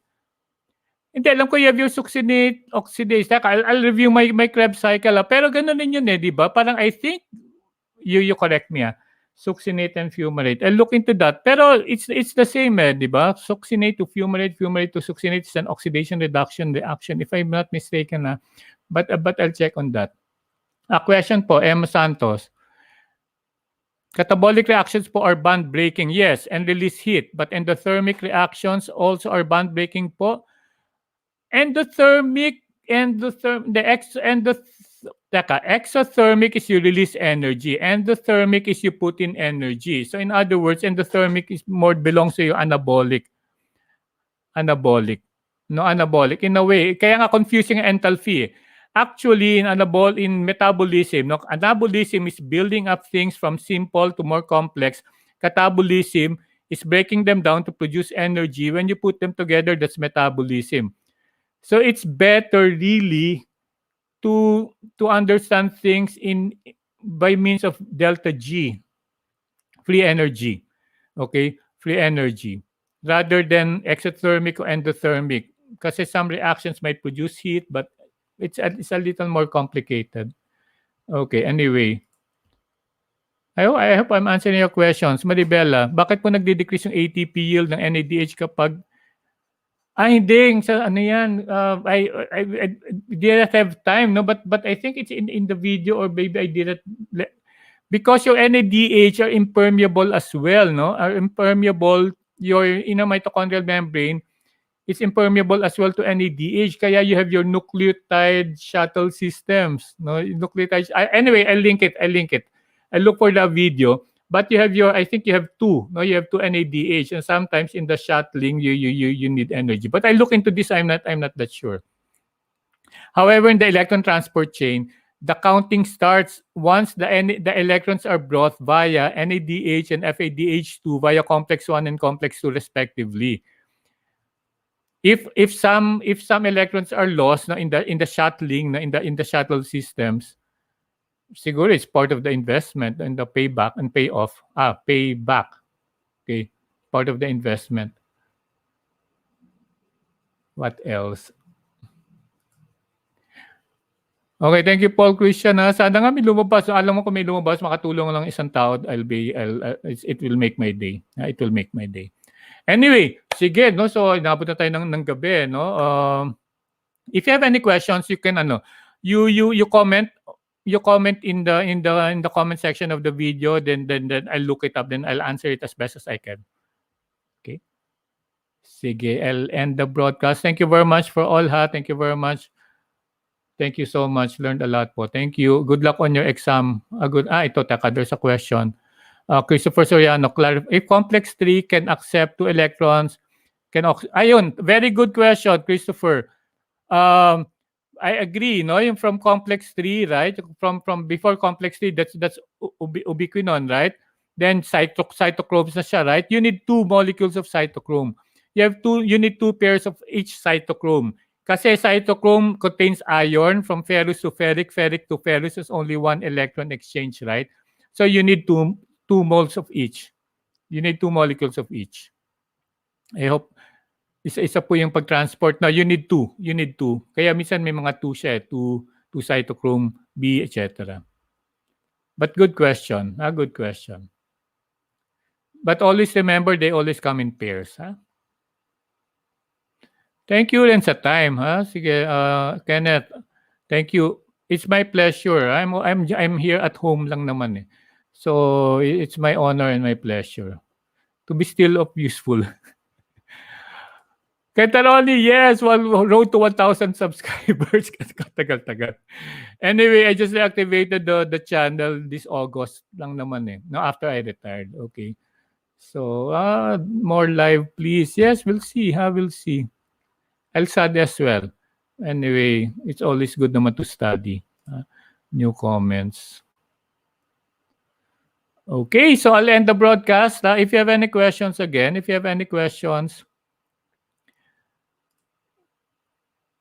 yan, okay, sige. If you have any questions, I love you too. I love you too, Kenneth. Sige. You post it on the let's use the comment section. You comment, then I'll I love you too. Okay. Sige, thank you very much. More than 2 hours. I apologize. It took longer than I planned, but some topics really needs a lot of explaining. Very tama, right, Kenneth, no? The YouTube algorithm loves interaction. Thank you, Aldre. Si Aldre ang ask me, no? Ask me just last night or this morning. Anyway, if I can prepare naman okay. Sige. Thank you, Mac. Good luck. And pag-giveaway. Pag-giveaway. Blessing na. Okay. Anyway, thank you, Jacobs. Sige na, dinner na kayo mga anak, ha? You good luck, ha? You sleep well. Your brain needs oxygen, your brain needs glucose, your brain needs sleep, and prayers as well. Welcome. Thank you rin, Aliyah. Okay, thank you, Aliyah. Sa ulitin po. I'll end the broadcast na ha so that we can, you can, or if you have any more questions. Wow, 3 stars. Thank you, Christopher. Thank you for the 3 stars.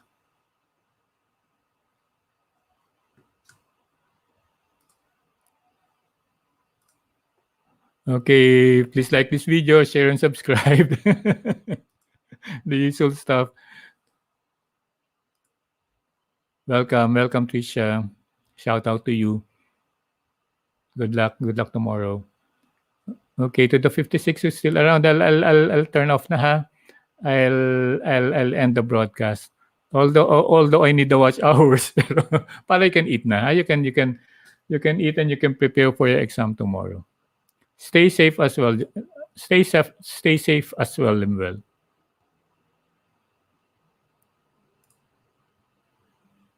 Thank you very much, Emma.